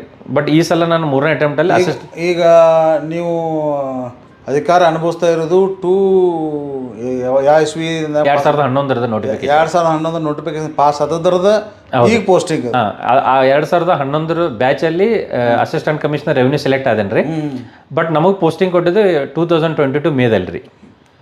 ನೀವು ದೀರ್ಘಾವಧಿ ಏನು ಇಟ್ಕೊಂಡ್ರಿ, ಏನು ಪ್ರಾಬ್ಲಮ್ ಆತ ಸರ್? ಅದು ಸ್ವಲ್ಪ ಆ ಬ್ಯಾಚಲ್ಲಿ ಸ್ವಲ್ಪ ಒಬ್ರು ಕ್ಯಾಂಡಿಡೇಟ್ ಕೋರ್ಟಿಗೆ ಹೋದ್ರಿ. ಆ ಕೋರ್ಟಲ್ಲಿ ಏನಾಯ್ತು, ಎಂಟೈರ್ ಲಿಸ್ಟನ್ನ ಸ್ಕ್ವಾಶ್ ಆಯಿತು. ಆಮೇಲೆ ಸರ್ಕಾರ ಅದನ್ನು ಸ್ಪೆಷಲ್ ಆ್ಯಕ್ಟ್ ಮಾಡಿ 2022ದಲ್ಲಿ ಎಲ್ರಿಗೂ ಅಪಾಯಿಂಟ್ಮೆಂಟ್ ಆರ್ಡರ್ಸನ್ನು ಇಶ್ಯೂ ಮಾಡಿದ್ದಾರೆ. ಅದನ್ನು ಹೈಕೋರ್ಟ್ ಕ್ವಾಶ್ ಮಾಡಿತ್ತು, ಸರ್ಕಾರ ಅದನ್ನು ಸ್ಪೆಷಲ್ ಆ್ಯಕ್ಟ್ ಮಾಡಿ ಅದು ಅವ್ರಿಗೆ ಪೋಸ್ಟಿಂಗ್ ಕೊಟ್ಟರು. ಹೌದು ರೀ, ಅಂದ್ರೆ ಅದಕ್ಕೆ ದೀರ್ಘ ಸಮಯ ಹಿಡಿತದೆ. ಹೌದು ರೀ. ನೆಕ್ಸ್ಟ್ ಅದಾದಮೇಲೆ 2022 ಮೇ ಅಪಾಯಿಂಟ್ಮೆಂಟ್ ಆರ್ಡರ್ ಕೊಟ್ರಿ. ನಾನು ಸೋಷಿಯಲ್ ವೆಲ್ಫೇರ್ ಡಿಪಾರ್ಟ್ಮೆಂಟ್ನಾಗ ಡೆಪ್ಯೂಟಿ ಡೈರೆಕ್ಟರ್ ಕ್ಯಾಡರ್ದಾಗ ಇದ್ದೀನಿ ರೀ ಆ ಟೈಮಲ್ಲಿ. ನಾನು ಈ ರೆವಿನ್ಯೂ ಡಿಪಾರ್ಟ್ಮೆಂಟ್ ಜಾಯ್ನ್ ಆಗೋಕ್ಕಿಂತ ಮುಂಚಿತವಾಗಿ ಈ ಸಮಾಜ ಕಲ್ಯಾಣ ಇಲಾಖೆಯ ಆಯುಕ್ತರ ಕಚೇರಿಯಲ್ಲಿ ಉಪನಿರ್ದೇಶಕ ಇದ್ದೀನಿ ರೀ. ಡೆಪ್ಯೂಟಿ ಡೈರೆಕ್ಟರ್ ಅಡ್ಮಿನಿಸ್ಟ್ರೇಷನ್ ವಿಂಗಲ್ಲಿ ಇದ್ದೀನಿ ರೀ. ಡಿಸ್ಟ್ರಿಕ್ಟ್ ಲೆವೆಲ್ ಆಫೀಸರ್ ಆಗಿದ್ರು ಅವಾಗ? ಎಲ್ಲ ಸ್ಟೇಟ್ ಲೆವೆಲ್ ಆಫೀಸರ್ ಇದ್ದೀನಿ. ಸ್ಟೇಟ್ ಲೆವೆಲ್ ಆಫೀಸರ್ ಆಗಿದ್ರಿ? ಹೌದು ರೀ, ಸ್ಟೇಟ್ ಲೆವೆಲ್ ಆಫೀಸರ್ ಇದ್ನಿ. ಅಲ್ಲಿ ನಮ್ಗೆ 252 KCSR 252B ಅಲ್ಲಿ ನಾನು ರಿಲೀವ್ ಆಗಿ, ಅಂದರೆ ವಿದಿನ್ ದ ಡಿಪಾರ್ಟ್ಮೆಂಟ್ ಅಂದ್ರೆ ಪರ್ಮಿಷನ್ ತೊಗೊಂಡಿರ್ತಾರಲ್ಲ, ಇಲಾಖೆಯಲ್ಲಿ ಕೆಲಸ ಮಾಡುವಾಗ ಡಿಪಾರ್ಟ್ಮೆಂಟ್ ಪರ್ಮಿಷನ್ ತೊಗೊಂಡು ಎಕ್ಸಾಮ್ ಬರ್ದಿರ್ತೀವಿ, ನಮ್ಮನ್ನು 252B ಅಲ್ಲಿ ರಿಲೀವ್ ಮಾಡ್ತಾರೆ ರೀ. ಅಂದ್ರೆ ಹಿಂದಿದ್ದು ಏನೇನು ನಂದು ಸರ್ವಿಸಸ್ ಇರ್ತದೆ ಎಲ್ಲ ಬೆನಿಫಿಟ್ಸ್ ಎಲ್ಲ ಕಂಟಿನ್ಯೂ ಆಗ್ತಾವೆ ರೀ, ಕಂಟಿನ್ಯೂ ಆಗ್ತಾವೆ. ಅದಕ್ಕೆ ಆ ಒಂದು ವಯಾ ಚಾನಲಲ್ಲಿ ಏನು ಮಾಡ್ರಿ ರೆವಿನ್ಯೂ ಡಿಪಾರ್ಟ್ಮೆಂಟ್ ಬಂದು ಜಾಯ್ನ್ ಆದೇನೆ ರೀ. ರೆವಿನ್ಯೂ ಡಿಪಾರ್ಟ್ಮೆಂಟ್ ಜಾಯ್ನ್ ಆದಮೇಲೆ ನನಗೆ ಸ್ಟಾರ್ಟಿಂಗ್ ಒಂದು 6 months ಟ್ರೈನಿಂಗ್ ಇತ್ತು ರೀ. ನನಗೆ ಬೆಂಗಳೂರು ರೂರಲ್ ಟ್ರೈನಿಂಗಿಗೆ ಡಿಸ್ಟ್ರಿಕ್ಟ್ನ ಕೊಟ್ರಿ. ಅಲ್ಲಿ ಟ್ರೈನಿಂಗ್ ಮುಗಿದ್ಮೇಲೆ ಫಸ್ಟ್ ಪೋಸ್ಟಿಂಗು ಎಲೆಕ್ಷನ್ ಟೈಮ್ ಇತ್ತು ರೀ ಅವಾಗ. ಈ ಲೆಜಿಸ್ಲೇಟಿವ್ ಅಸೆಂಬ್ಲಿ ಎಲೆಕ್ಷನ್ 2023 ಹೌದು ರೀ, 2023 ಎಲೆಕ್ಷನ್ ಲೆಜಿಸ್ಲೇಟಿವ್ ಅಸೆಂಬ್ಲಿ ಎಲೆಕ್ಷನ್ಸ್ ಇತ್ತು ರೀ. ಅವಾಗ ನನಗೆ first posting as A election officer ಅಂತೇಳಿ ನನಗೆ ಉಡುಪಿ ಡಿಸ್ಟ್ರಿಕ್ಟ್ ಬೈಂದೂರು ತಾಲೂಕು ಐತೆ ರೀ. ಬೈಂದೂರು ಕಾನ್ಸ್ಟಿಟ್ಯೂನ್ಸಿಗೆ RO ಅಂತೇಳಿ ಅಲ್ಲಿ RO ಪೋಸ್ಟ್ ಖಾಲಿ ಐತೆ ರೀ. ಅದಕ್ಕೆ ನನಗೆ ಅಲ್ಲಿ assistant special AC land tribunal ಅಂತ ಪೋಸ್ಟಿಂಗ್ ಮಾಡಿ RO ಬೈಂದೂರು ಅಂತ ಕಳಿಸಿದ್ದಾರೆ. ನಾನು ಅಲ್ಲಿ ಸ್ಪೆಷಲ್ AC ಲ್ಯಾಂಡ್ ಟ್ರಿಬ್ಯುನಲ್ ಜೊತೆಗೆ ಎಲೆಕ್ಷನ್ ಮುಗಿಸಿರಿ. ನೆಕ್ಸ್ಟ್ ಪೋಸ್ಟಿಂಗು ಇದಕ್ಕೆ ಬಂದ್ರಿ ರಾಯಚೂರು ಡಿಸ್ಟಿಕಲ್ಲಿ ಈ ಡಿಸ್ಟ್ರಿಕ್ಟ್ ಅರ್ಬನ್ ಡೆವಲಪ್ಮೆಂಟ್ ಸೆಲ್ಲಲ್ಲಿ ಪ್ರಾಜೆಕ್ಟ್ ಡೈರೆಕ್ಟರ್ ಅಂತೇಳಿ ಕೆಲಸ ಮಾಡಿರಿ. ಅಲ್ಲಿ 1 ವರ್ಷ 3 ತಿಂಗಳು ಕೆಲಸ ಮಾಡಿ ನೆಕ್ಸ್ಟ್ ಅಂದ್ರೆ ಅದು ಡಿಸ್ಟ್ರಿಕ್ಟ್ ಅರ್ಬನ್ ಡೆವಲಪ್ಮೆಂಟ್ ಸೆಲ್ ಅಂದ್ರೆ ಮುನ್ಸಿಪಾಲಿಟೀಸ್ ಏನು ಇರ್ತಾವಲ್ರಿ, ಆ ಮುನ್ಸಿಪಾಲಿಟೀಸ್ ಮೇಲೆ ಡಿಸ್ಟ್ರಿಕ್ಟ್ ಲೆವೆಲ್ ಒಂದು ಪೋಸ್ಟ್ ಅದು. DC ಆಫೀಸಲ್ಲಿ ಇರ್ತೈತೆ ರೀ. ಆ ಮುನ್ಸಿಪಾಲಿಟಿಗಳ ಮೇಲೆ ಇಮಿಡಿಯೇಟ್ ಸುಪೀರಿಯರ್ ರೀ. ಆ ಪೋಸ್ಟಲ್ಲಿ 1 ವರ್ಷ 3 ತಿಂಗಳು ಕೆಲಸ ಮಾಡಿ ಆಮೇಲೆ ಈಗ ಪ್ರಸ್ತುತ ಬೆಂಗಳೂರು ಅಭಿವೃದ್ಧಿ ಪ್ರಾಧಿಕಾರದಲ್ಲಿ ಪೆರಿಫೆರಲ್ ರಿಂಗ್ ರೋಡ್ ಅಂತೇಳಿ ಬೆಂಗಳೂರು ಬಿಸ್ನೆಸ್ ಕಾರಿಡೋರ್ದು ಒಂದು ಪ್ರಾಜೆಕ್ಟ್ ಐತೆ ರೀ. ಅದರಲ್ಲಿ ಸ್ಪೆಷಲ್ ಲ್ಯಾಂಡ್ ಅಕ್ವಿಷನ್ ಆಫೀಸರಾಗಿ ಕೆಲಸ ಮಾಡ್ತಾ ಇದ್ದೀನಿ ರೀ. ಸರ್, ಆ ಸೋಷಿಯಲ್ ವೆಲ್ಫೇರ್ ಆಫೀಸ್ನಾಗ ಆಫೀಸರ್ಸ್ ಇದ್ರಲ್ಲ, ನೀವು ಅದನ್ನು ಬಿಟ್ಟು ಅಲ್ಲಿ ಇದು ಪ್ರಮೋಷನ್ ಆಗ್ಬೋದಿತ್ತಲ್ಲ ಸರ್, ಅದನ್ನು ಬಿಟ್ಟು ಈ ಕಡೆ ಯಾಕೆ ಬಂದ್ರಿ? ಆ್ಯಕ್ಚುಲಿ ನಂದು ಈಗ ಸೋಷಿಯಲ್ ವೆಲ್ಫೇರಲ್ಲಿ ನಾನು ಈ ರೆವಿನ್ಯೂ ಡಿಪಾರ್ಟ್ಮೆಂಟ್ ಬರೋಕ್ಕಿಂತ ಮುಂಚೆ ಡೆಪ್ಟಿ ಡೈರೆಕ್ಟರ್ ಕ್ಯಾಡರ್ ಅಂದರೆ ಸೀನಿಯರ್ ಕ್ಲಾಸ್ 1 ಕ್ಯಾಡರಲ್ಲಿ ಇದ್ದೇನೆ ರೀ. ಅಲ್ಲಿ ನಾನು ಮುಂದುವರೆದಿದ್ದರೆ ಜಾಯಿಂಟ್ ಡೈರೆಕ್ಟರ್ ಆಗಿ ಮ್ಯಾಕ್ಸಿಮಮ್ ಅಡಿಷ್ನಲ್ ಡೈರೆಕ್ಟರ್ ಆಗಿ ರಿಟೈರ್ಡ್ ಆಗ್ಬೋದಾಗಿತ್ತು ರೀ. ಬಟ್ ಅಲ್ಲಿ ಏನಾಗತ್ತೆ ಅಂದ್ರೆ ರೀ, ಅದೇ ಇಲಾಖೆಯಲ್ಲೇ ಇರಬೇಕಾಗತ್ತೆ, ಒಂದೇ ಇಲಾಖೆಯಲ್ಲೇ ಕೆಲಸ ಮಾಡಬೇಕು. ಈ ರೆವಿನ್ಯೂ ಡಿಪಾರ್ಟ್ಮೆಂಟಿಗೆ ಬರೋದ್ರ ಒಂದು ಉದ್ದೇಶ ಏನಂದ್ರೆ ರೀ, ಒಂದು ಇಲ್ಲಿ ಎಕ್ಸಿಕ್ಯೂಟಿವ್ ಪೋಸ್ಟ್ನ ಕೆಲಸ ಮಾಡೋಕ್ಕೆ ಅವಕಾಶ ಸಿಗ್ತದೆ ರೀ ಒಂದು. ಎರಡನೇದು ರೆವಿನ್ಯೂ ಡಿಪಾರ್ಟ್ಮೆಂಟ್ ಆಫೀಸರ್ಸು ಬೇರೆ ಉಳಿದ ಎಲ್ಲ ಇಲಾಖೆಗಳಲ್ಲಿ ಕೆಲಸ ಮಾಡೋಕ್ಕೆ ಅವಕಾಶ ಸಿಗ್ತದೆ. ಆ ಒಂದು ಉದ್ದೇಶದಿಂದ ಇಲ್ಲಿ ನಾನು ಸೋಷಿಯಲ್ ವೆಲ್ಫೇರ್ ಡಿಪಾರ್ಟ್ಮೆಂಟ್ ಬಿಟ್ಟು ರೆವಿನ್ಯೂ ಡಿಪಾರ್ಟ್ಮೆಂಟಿಗೆ ಬಂದ್ರಿ. ಅಂದರೆ ಎಲ್ಲ ಡಿಪಾರ್ಟ್ಮೆಂಟ್ಗಳ ತಾಯಿ ಅಂದಂಗೆ ಆತ್ರಿ ರೆವಿನ್ಯೂ ಡಿಪಾರ್ಟ್ಮೆಂಟ್. ಹೌದು ರೀ, ತಾವು ಹೇಳಿದ ಕರೆಕ್ಟ್ ರೀ. ಈಗ ರೆವಿನ್ಯೂ ಡಿಪಾರ್ಟ್ಮೆಂಟ್ಗೆ ಅಂತ ಹೇಳ್ತಾರಂದ್ರೆ ಮದರ್ ಆಫ್ ಆಲ್ ಡಿಪಾರ್ಟ್ಮೆಂಟ್ಸ್ ಅಂತ ಹೇಳ್ತಾರೆ ರೀ. ಅಂದ್ರೆ ರೆವಿನ್ಯೂ ಡಿಪಾರ್ಟ್ಮೆಂಟ್ ಅಧಿಕಾರಿಗಳಿಗೆ ಒಂದೇ ಕೆಲಸ ಅಂತಿಲ್ಲ ರೀ, ಸಾಕಷ್ಟು ಕೆಲಸ ಬೇರೆ ಬೇರೆ ಇಲಾಖೆಗಳಲ್ಲಿಯೂ ಕೆಲಸ ಮಾಡ್ತಾರೆ ರೀ. ಈಗ ಫ್ಲಡ್ಸ್ ಬಂದರೂ ಕೂಡ ರೆವಿನ್ಯೂ ಡಿಪಾರ್ಟ್ಮೆಂಟ್ ಅಧಿಕಾರಿಗಳು, ತಹಶೀಲ್ದಾರು, AC ಗಳು, DC ಸರು ಅವರೇ ಮುಂದೆ ನಿಂತು ಕೆಲಸ ಮಾಡಿಸ್ಬೇಕು. ನ್ಯಾಚುರಲ್ ಕ್ಯಾಲಮಿಟೀಸ್ ಆದಾಗ ಅವರೇ ಹೋಗ್ಬೇಕು. ಮಳೆ ಹೆಚ್ಚು ಬಂದು ಏನಾದರೂ ಡ್ಯಾಮೇಜಸ್ ಆದರೂ ಕೂಡ ಅವರೇ ಮುಂದೆ ನಿಂತು ಕೆಲಸ ಮಾಡಬೇಕು. ಎಲೆಕ್ಷನ್ಗಳು ಬಂತಂದ್ರೆ ರೆವಿನ್ಯೂ ಡಿಪಾರ್ಟ್ಮೆಂಟ್ದವ್ರ ನಿಂತು ಎಲೆಕ್ಷನ್ ಮಾಡಬೇಕು. ಹೀಗಾಗಿ ರೆವಿನ್ಯೂ ಡಿಪಾರ್ಟ್ಮೆಂಟ್ ಅಂದರೆ ಎಲ್ಲ ಇಲಾಖೆಗಳದ ಒಂದು ತಾಯಿ ಇದ್ದಂಗೆ ರೀ, ಮದರ್ ಆಫ್ ಆಲ್ ಡಿಪಾರ್ಟ್ಮೆಂಟ್ಸ್. ಮತ್ತು ಇಲ್ಲಿ ಬೇರೆ ಬೇರೆ ಇಲಾಖೆಗಳಲ್ಲಿ ಕೆಲಸ ಮಾಡುವಂಥ ಅವಕಾಶ ಸಿಗ್ತದೆ ರೀ. ಮತ್ತು ಎಕ್ಸ್ಪೀರಿಯನ್ಸ್ ಗೇನ್ ಮಾಡ್ಕೋತೀವಿ ನಾವು ಬೇರೆ ಬೇರೆ ಇಲಾಖೆಯಲ್ಲಿ ಕೆಲಸ ಮಾಡೋದನ್ನು. ಆ ಒಂದು ಕಾರಣದಿಂದ ನಾನು ಸೋಷಿಯಲ್ ವೆಲ್ಫೇರ್ ಡಿಪಾರ್ಟ್ಮೆಂಟ್ ಬಿಟ್ಟು ರೆವಿನ್ಯೂ ಡಿಪಾರ್ಟ್ಮೆಂಟಿಗೆ ಬಂದು ಜಾಯ್ನ್ ಆದೇನೆ ರೀ. ಒಂದು ಈಗ ರೆವಿನ್ಯೂ ಡಿಪಾರ್ಟ್ಮೆಂಟ್ಗೆ ಬಂದ್ರಿ ಸರ್ ನೀವು, ಅದರದ್ದು ಸೀನಿಯಾರಿಟಿ ಇದಕ್ಕೆ ಕೌಂಟ್ ಆಕೈತೇನು ರೀ? ಸೀನಿಯಾರಿಟಿ ಅಂದ್ರೆ ನಂದು ಏನು ಬೆನಿಫಿಟ್ಸ್ ಐತಿರಲ್ಲ ಅದೆಲ್ಲ ನಂಗೆ ಟ್ರಾನ್ಸ್ಫರ್ ಆಗ್ತೈತೆ ರೀ. ಆಮೇಲೆ ಪೇ ಪ್ರೊಟೆಕ್ಷನ್ ಅಲ್ಲಿ ನಾನು ಏನು ಸ್ಯಾಲ್ರಿ ತೊಗೋತಿರ್ತೀನಲ್ಲ ರೀ, ನಂದು ಅಲ್ಲಿ ಆಲ್ರೆಡಿ ನಾನು ಸೀನಿಯರ್ ಕ್ಲಾಸ್ 1 ಸ್ಕೇಲ್ ತೊಗೋತಾ ಇದ್ದೀನಿ ರೀ. ಈಗ ಇದು ಜೂನಿಯರ್ ಕ್ಲಾಸ್ 1 ಸ್ಕೇಲ್ ರೀ ಇದು. ಬಟ್ ನಾನು ವಿದಿನ್ ಅಂದ್ರೆ ಡಿಪಾರ್ಟ್ಮೆಂಟಲ್ಲಿ ಇದ್ದಾಗೆ ಪರ್ಮಿಷನ್ ತೊಗೊಂಡು ಎಕ್ಸಾಮ್ ಬರೆದ್ರೆ ಏನಾಗ್ತೈತೆ ರೀ, ನಮ್ಮನ್ನ KCSR 252B ಅಲ್ಲಿ ರಿಲೀವ್ ಮಾಡ್ತಾರೆ ರೀ. ಅವಾಗ ಏನಾಗ್ತೈತಿ, ನಂದು ಹಳೆ ಸ್ಕೇಲನ್ನ ಇಲ್ಲಿ ಪೇ ಪ್ರೊಟೆಕ್ಷನ್ ಅಂತ ಕೊಡ್ತಾರೆ ರೀ. ಅಂದ್ರೆ ಸ್ಯಾಲ್ರಿ ನಂದು ಹಳೇದಕ್ಕನ್ನ ಕಂಟಿನ್ಯೂ ಹಾಕೊಂಡು ಹೋಗ್ತೈತೆ ರೀ. ಬಟ್ ಡಿಪಾರ್ಟ್ಮೆಂಟ್ ಮಾತ್ರ ಚೇಂಜ್ ಆಗ್ತೈತೆ ರೀ. ಡಿಪಾರ್ಟ್ಮೆಂಟ್ ಚೇಂಜ್, ಜೂನಿಯರ್ ಸ್ಕೇಲ್ ಇರಂಗಿಲ್ಲ ಇಲ್ಲಿ. ಹೌದು, ನಿಮ್ದು ಅಲ್ಲೇನು ಸೀನಿಯರ್ ಸ್ಕೇಲ್ ಇತ್ತು ಅದ ಸ್ಕೇಲ ಮುಂದುವರಿತು. ಹೌದು ರೀ, ಡಿಪಾರ್ಟ್ಮೆಂಟ್ ಅಂತ ಬದಲಾಗ್ತದೆ. ಹೌದು ರೀ. ಸೊ ಈಗ ನಿಮ್ಮ ಮುಂದಿನ ಸದ್ಯದ ಗುರಿ ಏನೈತ್ರಿ ಈಗ? ಅದೇ ಈಗ ಪ್ರಸ್ತುತ ನನ್ನ ರೆವಿನ್ಯೂ ಡಿಪಾರ್ಟ್ಮೆಂಟಲ್ಲಿ ಬೇರೆ ಬೇರೆ ಈಗ ಬಂದ ತಕ್ಷಣ ಲ್ಯಾಂಡ್ ಟ್ರಿಬ್ಯುನಲ್ AC ಆಗಿ ಕೆಲಸ ಮಾಡಿರಿ ಇದರಲ್ಲಿ ಉಡುಪಿಯಲ್ಲಿ. ಅದಾದ ನಂತರ ರಾಯಚೂರಲ್ಲಿ ಪ್ರಾಜೆಕ್ಟ್ ಡೈರೆಕ್ಟರ್ ಅಂದರೆ ಡಿಸ್ಟ್ರಿಕ್ಟ್ ಅರ್ಬನ್ ಡೆವಲಪ್ಮೆಂಟ್ ಸೆಲ್. ಅದೊಂಥರ ಏನಂದ್ರೆ ಅರ್ಬನ್ ಲೋಕಲ್ ಬಾಡೀಸ್ ಬರ್ತಾವೆ ರೀ.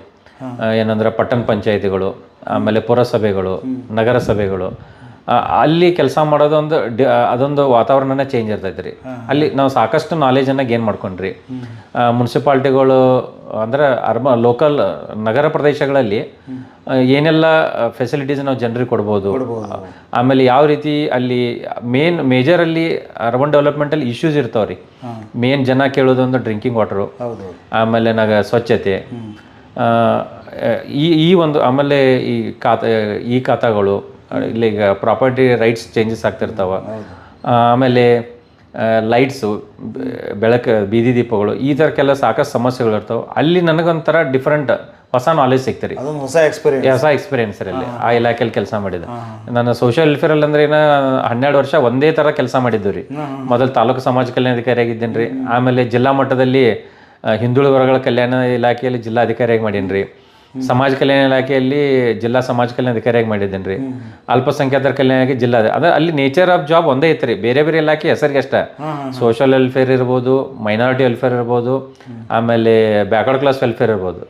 Department change but same. ಏನಂದ್ರೆ ಹಾಸ್ಟೆಲ್ ವಿದ್ಯಾರ್ಥಿ ನಿಲಯಗಳ ನಿರ್ವಹಣೆ ರೀ. ಆಮೇಲೆ ಎರಡನೇದು SC/ST ಕಾಲೋನಿಗಳಲ್ಲಿ ಅಭಿವೃದ್ಧಿ ಮೂಲಭೂತ ಸೌಕರ್ಯಗಳು. ಅದು ಇಲ್ಲಿ ಬ್ಯಾಕ್ವರ್ಡ್ ಕ್ಲಾಸ್ ವೆಲ್ಫೇರ್ ಡಿಪಾರ್ಟ್ಮೆಂಟ್ ಬಂದ್ರೆ ಏನಾಗ್ತದೆ, ಹಿಂದುಳಿದ ವರ್ಗಗಳ ಏನು ಕಾಲೋನಿಗಳು ಇರ್ತಾವೆ, ಏರಿಯಾಗಳು ಇರ್ತಾವೆ, ಅಲ್ಲಿ ಮೂಲಭೂತ ಸೌಕರ್ಯ. ಅಲ್ಪಸಂಖ್ಯಾತರ ಕಲ್ಯಾಣ ಇಲಾಖೆ ಬಂದಾಗ ಅಲ್ಪಸಂಖ್ಯಾತರ ಅಂದ್ರೆ ಏನಿದಾರಲ್ಲ, ಮುಸ್ಲಿಮ್ಸು, ಜೈನ್ಸು, ಕ್ರಿಶ್ಚಿಯನ್ಸು, ಆ ಒಂದು ಏರಿಯಾದಲ್ಲಿ ಅಂದ್ರೆ department change, nature of job same ಇತ್ತು ರೀ. ಬಟ್ ಈ ರೆವಿನ್ಯೂ ಡಿಪಾರ್ಟ್ಮೆಂಟ್ ಬಂದಾಗ ಆಗ್ತೈತಿ, ಫಸ್ಟ್ ನಾನು ಲ್ಯಾಂಡ್ ಟ್ರಿಬ್ಯುನಲ್ ACI ಕೆಲಸ ಮಾಡಿ, ಎರಡನೇ ಪೋಸ್ಟಿಂಗ್ ಅರ್ಬನ್ ಲೋಕಲ್ ಬಾಡೀಸ್ಗಳಲ್ಲಿ ಏನೆಲ್ಲ ಸಮಸ್ಯೆಗಳು ಇರ್ತಾವೆ, ಆ ಸಮಸ್ಯೆಗಳನ್ನ ಯಾವ ರೀತಿ ನಾವು ಇತ್ಯರ್ಥ ಮಾಡಬೇಕು, ಮತ್ತು ಜನರಿಗೆ ಸರ್ಕಾರದ ಸವಲತ್ತುಗಳನ್ನ ಯಾವ ರೀತಿ ನಾವು ರೀಚ್ ಮಾಡಿಸ್ಬೇಕು, ಆಮೇಲೆ ಇನ್ ಟೈಮಲ್ಲಿ ಅವರಿಗೆ ಅವರ ಒಂದು ಸಮಸ್ಯೆಗಳನ್ನ ಪರಿಹಾರ ಮಾಡೋದು, ಇಲ್ಲೊಂಥರ ಎಕ್ಸ್ಪೀರಿಯನ್ಸ್ ಬೇರೆ ರೀ. ಈಗ ಪ್ರಸ್ತುತ ಏನದನ್ರಿ, ಬೆಂಗಳೂರು ಅಭಿವೃದ್ಧಿ ಪ್ರಾಧಿಕಾರದಲ್ಲಿ ವಿಶೇಷ ಭೂ ಸ್ವಾಧೀನಾಧಿಕಾರಿಯಾಗಿ ಬಂದೇನೆ. ಇಲ್ಲೇನಂದ್ರೆ ಲ್ಯಾಂಡ್ ಅಕ್ವಿಸಿಷನ್ ಇದು ಡಿಪಾರ್ಟ್ಮೆಂಟ್ ಇದೆ. ಲ್ಯಾಂಡ್ ಅಕ್ವಿಸಿಷನ್ ಹೆಂಗೆ ಮಾಡ್ತಾರೋ, ಹೆಂಗೆ ಅದು ಬೆಲೆ ಕಟ್ತಾರೋ. ಅಂದ್ರೆ ಈಗ ಒಂದು ರೋಡ್ ಪ್ರಾಜೆಕ್ಟಿಗೆ ಹಾಕಿದ್ದಾರೆ ನಮ್ಮ ಬೆಂಗಳೂರು ಬಿಸ್ನೆಸ್ ಕಾರಿಡಾರ್ ಅಂತ. ಅದು 77 ಕಿಲೋಮೀಟರ್ದ ಒಂದು ರೋಡ್ ಪ್ರಾಜೆಕ್ಟ್ ರೀ. 100 ಮೀಟರ್ ಅಗಲ ಇರ್ತೈತೆ ರೀ, 77 ಕಿಲೋಮೀಟರ್ ಉದ್ದದ ರೋಡ್ ರೀ. ಇದು ಹತ್ತತ್ರ ಒಂದು 77 ವಿಲೇಜ್ ಕವರ್ ಆಗ್ತಾವ್ರಿ. ಇದಕ್ಕೆ 9 ಜನ KS ಆಫೀಸರ್ ಹಾಕಿದ್ದಾರೆ. ಇಲ್ಲಿ ಒಂಥರ ಹೊಸ ಎಕ್ಸ್ಪೀರಿಯನ್ಸ್. ಇಲ್ಲಿ ಏನಂದ್ರೆ ರೀ, ಏನು ನಮಗೆ ಈ 77 ಕಿಲೋಮೀಟರ್ ರೋಡ್ ಮಾಡೋಕೆ ಜಾಗ ಬೇಕಲ್ಲ, ಜಮೀನು ಬೇಕಲ್ಲ, ಆ ಜಮೀನನ್ನು ನಾವು ರೈತರಿಂದ ಪಡೆದ್ರಿ, ರೈತರಿಂದ ಅಕ್ವೈರ್ ಮಾಡಿಕೊಂಡು ಅದನ್ನು BDA ಡಿಪಾರ್ಟ್ಮೆಂಟ್, BDAಗೆ ಇಂಜಿನಿಯರಿಂಗ್, BDAದಲ್ಲಿ ಇಂಜಿನಿಯರಿಂಗ್ ಸೆಕ್ಷನ್ ಇದೆ, ಅವ್ರಿಗೆ ಹ್ಯಾಂಡ್ ಓವರ್ ಮಾಡ್ತಾರೆ. ಇಲ್ಲಿ ಕೂಡ ಏನಪ್ಪ ಅಂದ್ರೆ ಸಾಕಷ್ಟು ಸಮಸ್ಯೆಗಳು ಬರ್ತಾರೆ. ನಾವು ಕೊಡುವಂಥ ಪರಿಹಾರ ಕಡಿಮೆ ಐತಂತ ರೈತರ ಅಬ್ಜೆಕ್ಷನ್ಸ್ಗಳು ಕೊಡ್ತಾರೆ. ಅಲ್ಟಿಮೇಟ್ಲಿ ಈ ಪ್ರಾಜೆಕ್ಟ್ ಆಗ್ಬೇಕಂದ್ರೆ ರೈತರನ್ನ ಮನವೊಲಿಸಿ, ರೈತರ ಜಮೀನುಗಳನ್ನು ತೊಗೊಂಡು ಅವ್ರಿಗೆ ಸೂಕ್ತವಾದ ಪರಿಹಾರನ ಕೊಟ್ಟರೆ ಅದನ್ನು ನಾವೇನಪ್ಪ ಅಂದ್ರೆ ರೋಡ್ ಪ್ರಾಜೆಕ್ಟಿಗೆ ಜಮೀನನ್ನು ಅವ್ರಿಗೆ ಹ್ಯಾಂಡ್ ಓವರ್ ಮಾಡ್ತೀವಿ. ಇಲ್ಲೊಂಥರ ಹೊಸ ಎಕ್ಸ್ಪೀರಿಯನ್ಸ್. ಇದೊಂಥರ ಹೊಸ ಎಕ್ಸ್ಪೀರಿಯನ್ಸ್ ಸರಿ. ಪ್ರತಿ ಕ್ಷೇತ್ರಕ್ಕೆ, ಪ್ರತಿ ಡಿಪಾರ್ಟ್ಮೆಂಟ್ಗೆ ಹೊಸ ಎಕ್ಸ್ಪೀರಿಯನ್ಸ್ ಆಗಿಬಿಡ್ತೈತೆ. ಅಂದ್ರೆ ಇಲ್ಲಿ ರೆವಿನ್ಯೂ ಡಿಪಾರ್ಟ್ಮೆಂಟ್ ಸಾಧ್ಯ ಅದು. ಹೌದು, ರೆವಿನ್ಯೂ ಡಿಪಾರ್ಟ್ಮೆಂಟಿಗೆ ಬಂದರೆ ಎಲ್ಲ ಕ್ಷೇತ್ರಗಳಲ್ಲಿ ಕೆಲಸ ಮಾಡೋಕೆ ಅವಕಾಶ ಸಿಗ್ತದೆ ರೀ. ಎಲ್ಲ ಹೊಸ ವಿಷಯಗಳನ್ನು ಕಲಿತೀವಿ ರೀ ಇಲ್ಲಿ. ಇವರು KS ಪಾಸ್ ಆಗಿರ್ತಂಗ ಜಗದೀಶ್ ಅವರ ಅಮ್ಮ. ನಮಸ್ಕಾರ ಮೇಡಮ್. ನಮಸ್ಕಾರ. ನಿಮ್ಮ ಪರಿಚಯವನ್ನು ಮಾಡಿಕೊಡೋದಾದ್ರೆ ಹೆಂಗೆ ಮಾಡ್ತೀರಿ ಮೇಡಮ್? ನನ್ನ ಹೆಸರು ಅನಸೂಯ ಗಂಗಣ್ಣವ್ರು. ನಿಮ್ಮ ಯಜಮಾನ್ರ ಹೆಸರು ರೀ? ವಿಠಲ್ ಗಂಗಣ್ಣವ್ರಿ. ನಿಮ್ದು ಊರು ಯಾವ ರೀ? ನಮ್ಮದ ಪಾಮಲ್ದೇನ್ರಿ, ತಳಾರಿ ಅಂತಾರೆ. ಗೋಕಾಕದಾಗ ಗೋಕಾಕ್ ಖಾಯಮ ನಿಮ್ಮದು? ಹ್ಞೂ, ಖಾಯಂ. ನಿಮ್ಮ ಊರು ಗೋಕಾಕ್ ಖಾಯಮ. ಹ್ಞೂ ರೀ. ಪಾಮಲ್ದಿ ನಿಮ್ಮ ಮೂಲ ಊರ? ಇರೋದು ಗೋಕಾಕ. ನಿಮ್ಗೆ ಅಂದಂಗ ನಿಮ್ಗೆ ಎಷ್ಟು ಮಂದಿ ಮಕ್ಕಳು ರೀ? 3 ಜನ ಮಕ್ಕಳು. ಯಾರ್ಯಾರು ರೀ? ಏನು ಕತೆ? ಜಯಶ್ರೀ ಮೊದಲನೇದವ್ರು. ಹ್ಞೂ ರೀ. ಎರಡನೇದವ್ರು ಜಗದೀಶ್ ಅವರು. ಮೂರನೇದಕ್ಕೆ ರಾಜೇಶ್ವರಿ. ಹೌದೇನ್ರಿ? ಈಗ ಜಗದೀಶ್ ಅವ್ರ ಬಗ್ಗೆ ಹೇಳೋದಾದ್ರೆ ಏನು ಹೇಳ್ತೀರಿ? ಓದೋದಂದ್ರೆ ಭಾಳ ಇಷ್ಟ ರೀ ನಮ್ಗೆ. ಹೌದಲ್ಲ? 1ನೇ ಹಿಡ್ಕೊಂಡು 10ನೇ ತನಕ ಒಟ್ಟು ಸಾಲಿಗಾದ್ರೂ ಫಸ್ಟ್ ಬರತ್ತಿದ್ರಿ. ಅಂದ್ರೆ ಮನ್ಯಾಗೂ ಹಂಗೆ ಓದ್ತಿದ್ರಿ? ಹ್ಞೂ ರೀ, ಮನ್ಯಾಗೂ ಹಂಗೆ ಓದ್ತಿದ್ರಿ ಅವ್ರು. ಹ್ಞೂ ರೀ, ಕರೆಕ್ಟ್ 4 ಗಂಟೆಗೆ ಅಂದ್ರೆ ಹೇಳ್ತಿದ್ರಿ, ಬೆಳಗಿನ ಜಾವ. ಹ್ಞೂ, ಬೆಳಗಿನ ಜಾಗ. ನಾನು ಒಟ್ಟು ಎಬ್ಸತ್ ಹೇಳ್ತಿದ್ದೆ, ಎಬ್ಬಿಸಿ ನಾನು ಅವ್ನ ಜೋಡಿ ಕೂತ್ಕೋತಿದ್ದೆ ರೀ. ಅಂದ್ರೆ ಅವಾಗ ನಿದ್ದು ಬರಬಾರ್ದು? ಹಾಂ, ನಿದ್ದು ಬರಬಾರ್ದು ತಿಳ್ಕಸಿದ್ರೆ ಚಹಾ ಮಾಡಿಕೊಟ್ಟ ನಾನು ಓದ್ಕೋತಾ ಕುಂತಿದ್ದೆ ರೀ. Very good, very good. ಆಮೇಲೆ 10th ಏನಾದ ರಿಸಲ್ಟ್ ಏನಾತ್ರಿ? SSL ಕರ್ನಾಟಕ ರಾಜ್ಯಕ್ಕೆ ಫಸ್ಟ್ ರ್ಯಾಂಕ್. ರಾಜ್ಯಕ್ಕೆ ಫಸ್ಟ್ ರ್ಯಾಂಕ್ ಬಂದ್ರಿ? ಹ್ಞೂ ರೀ. ನಿಮ್ಗೆ ಭಾಳ ಖುಷಿಯಾಗಿರ್ಬೇಕಲ್ಲ? ಹ್ಞೂ ರೀ, ಭಾಳ ಖುಷಿ ಆಯ್ತು ಸರ್. ರಾತ್ರಿ ಎದ್ದು ಅವ್ರ ಜೋಡಿ ಕೂತು ಎದ್ದು ಓದಿದ್ದಕ್ಕೆ, ಅವ್ನ ಜೋಡಿ ಪಾರ್ಟಿ ಕೊಟ್ಟದಕ್ಕೆ? ಹ್ಞೂ ರೀ, ಭಾಳ ಖುಷಿ ಆಯ್ತು ಬಿಡ್ರಿ. ಅಡ್ಡಿಲ್ಲ. ಆ ನಂತರ PUC first year second year ಎಲ್ಲಿ ಓದಿರಿ ಅವರು? ಅಲ್ಲೇ ಜಾರ್ಕೋಡ್ ಸ್ಕೂಲ್ನಾಗ. ಎಲ್ಲ LET ಸ್ಕೂಲ್ ಎಲ್ಲಿ ಇಟ್ಕೋದು. ಹಾಂ ಅಲ್ಲೇ ಹೋಗೋದ್ರಿ. ಹ್ಞೂ ರೀ. ಮುಂದೆ ಡಿಗ್ರಿ ರೀ? ಡಿಗ್ರಿ ಸಿದ್ಧಗಂಗಾ ಮಠದಾಗ ತುಮಕೂರು. ಓ ತುಮಕೂರು ಸಿದ್ಧಗಂಗಾ ಮಠಕ್ಕೆ ಅಲ್ಲಿ ಅವ್ರಿಗೆ ಸೀಟ್ ಅಲಾಟ್ಮೆಂಟ್ ಆತವ್ರಿ. ಹ್ಞೂ ರೀ ಗೋರ್ಮೆಂಟ್. ಅಲ್ಲಿ ಹೋದ್ರಿ? ಹ್ಞೂ ರೀ ಗೋರ್ಮೆಂಟ್ ಸೀಟ್ ಸಿಕ್ತಾರೆ ಅಲ್ಲಿ ಓದಕ್ಕೆ ಹೋದ್ರಿ. ಈಗ ಎಲ್ಲಿದಾರೆ ನಿಮ್ಮ ಮಗಾರ? ಈಗ ಬೆಂಗಳೂರಿಗೆ ಅದಾನ ರೀ. ಬೆಂಗಳೂರಾಗ ಅದಾರ ರೀ? ಹ್ಞೂ ರೀ. ಹಂಗಾರೆ ನಿಮ್ಗೆ ಏನು ಅನಿಸ್ತೈತೆ ರೀ? ಹ್ಞೂ ತುಂಬ ಖುಷಿ ಆಕೈತಿ ಬಿಡ್ರಿ ಅಂತ. ಅಲ್ಲ ಆಗಿನ ಕಷ್ಟ ಪರಿಸ್ಥಿತಿಗೆ ಇದಕ್ಕೆ. ಹ್ಞೂ ರೀ ಈಗಿಂದ ನೋಡ್ತಾನಂದಾರ ರೀ ಭಾಳ ಕಷ್ಟಪಟ್ಟು ಮೇಲೆ ಬಂದಾನ ಬಿಡ್ರಿ ಅವ್ಗೆ. ಅವಾಗಿನ ಒದ್ದಾಟಕ್ಕೆ ಏನು ಇದಕ್ಕೆ. ಹ್ಞೂ ರೀ ಪಡ್ತಾನ ಪರಿಸ್ಥಿತಿ ಒಳಗೆ ಪಾಪ ಕಲ್ಸಕ್ಕೆ ಹೋಗ್ಲಿಲ್ಲ ರೀ ನಮ್ಗೆ. ಈಗ ತಣ್ಣ ಸ್ವಂತ ಕಾಲ ಮೇಲೆ ನಿಂತಕಿಸಿಂದ ಈಗ ಹುದ್ದೆಗೆ ಬಂದ ಇದನ್ನು ಮಾಡ್ಯಾನ ಬಿಡ್ರಿ. ಎಷ್ಟು ಸಾಧ್ಯತೆ ಎಲ್ಲ ಅವ್ರಿಗೆಲ್ಲ ಸಂಬಂಧಿಕರೆಲ್ಲ ಕಲ್ಸೋಕೆ ಪ್ರಯತ್ನ ಮಾಡ್ತಾರೆ. ಹ್ಞೂ ಮಾಡಾಕತ್ತೇನ್ರಿ ಸರ್. ಅಂದ್ರೆ ನೀವು ಆನಂದಮಯ ಐತಿ ಈಗ. ಅವ್ರ ಹುದ್ದೆಯಿಂದ ಜಗದೀಶ್ ಅವ್ರ ಹುದ್ದೆಯಿಂದ ನೀವು ಸಂತೋಷ ಪಡ್ತಾ ಇದ್ದೀರಿ ಅಂತ. ಹ್ಞೂ ರೀ ತುಂಬ ಖುಷಿ ಆಯ್ತು ಬಿಟ್ರಿ ಸರ್. ಅಡ್ಡಿಲ್ಲ ಅಡ್ಡಿಲ್ಲ. ಒಳ್ಳೇದ್ರಿ ಅಮ್ಮರ, ನಮ್ಮ ಜೋಡಿ ಮಾತಾಡಿದ್ದಕ್ಕಾಗಿ ನಿಮಗೆ ಧನ್ಯವಾದಗಳು. ಹಾಂ ನಮಸ್ಕಾರ. ನಮಸ್ಕಾರ. ನಮಸ್ತೆ ರೀ. ತಮ್ಮ ಹೆಸರು? ರಾಜೇಶ್ರೀ ಗಂಗಣ್ಣವ್ರ ಅಂತ ಹೇಳ್ರಿ. ಹಾಂ ನೀವು ಜಗದೀಶ್ ಅವ್ರಿಗೆ ಏನಾಗ್ಬೇಕ್ರಿ? ಅವ್ರ ತಂಗಿರಿ ನಾನು ರೀ. ಹೌದನ್ರಿ. ಜಗದೀಶ್ ಅವರ ಸಾಧನೆ ಬಗ್ಗೆ ನಿಮಗೇನು ಅನಿಸ್ತತ್ತೆ ರೀ? ತುಂಬ ಖುಷಿ ಐತ್ರಿ. ಅವರು ಸಣ್ಣಾಗಿರ್ದಾಗಿಂದನೂ ಓದೋದ್ರೊಳಗೆ ಭಾರಿ ಆ್ಯಕ್ಟಿವ್ ರೀ. ಇದನ್ನ ಏನೋ ಒಂದು ಗುರಿ ಇಟ್ಕೊಂಡ್ರೆ ಅದನ್ನು ಸಾಧಿಸ್ಬೇಕನ್ನೋ ಛಲ ಭಾಳ ಇತ್ತು. ಅವನು ಅಪ್ ಟು 1 to 6th ನವಪ್ರಭಾ ಸ್ಕೂಲ್ನಾಗ ಕಲ್ತಾರ್ರಿ. ಹೌದನ್ರಿ. ತುಕಾನಟ್ಟಿ ಒಳಗೆ ಐತ್ರಿ ಅದ. ಒಬ್ಬನೇ ಮಗ ಆದ್ರೂ ನಮ್ಮ ಅಪ್ಪಾಜಿ ಅವ್ನು ಚೆನ್ನಾಗಿ ಓದ್ಲಿ, ಈ ಎಲ್ಲಾರ ಜೊತೆ ಓಡಾಡಾಕ್ತಾನ ಅಂತ ಹೇಳ್ಬಿಟ್ಟು ತುಕಾನಟ್ಟಿ ಸ್ಕೂಲ್ನಾಗ ಹಾಕಿದ್ರಿ ಅವ್ರಿಗೆ. ನವೋದಯ ಇಲ್ರಿ, ಅದ ಗ್ರಾಮೀಣ ಒಳಗೆ ಹಂಗ ಒಂದು ಸ್ಕೂಲ್ ತೆಗ್ದಿರ್ರಿ, ನವಪ್ರಭಾ ಅಂತ ಹೇಳಿ ಸ್ಕೂಲ್ ರೀ ಅದ. ಈಗೂ ಐತ್ರಿ ಅದು.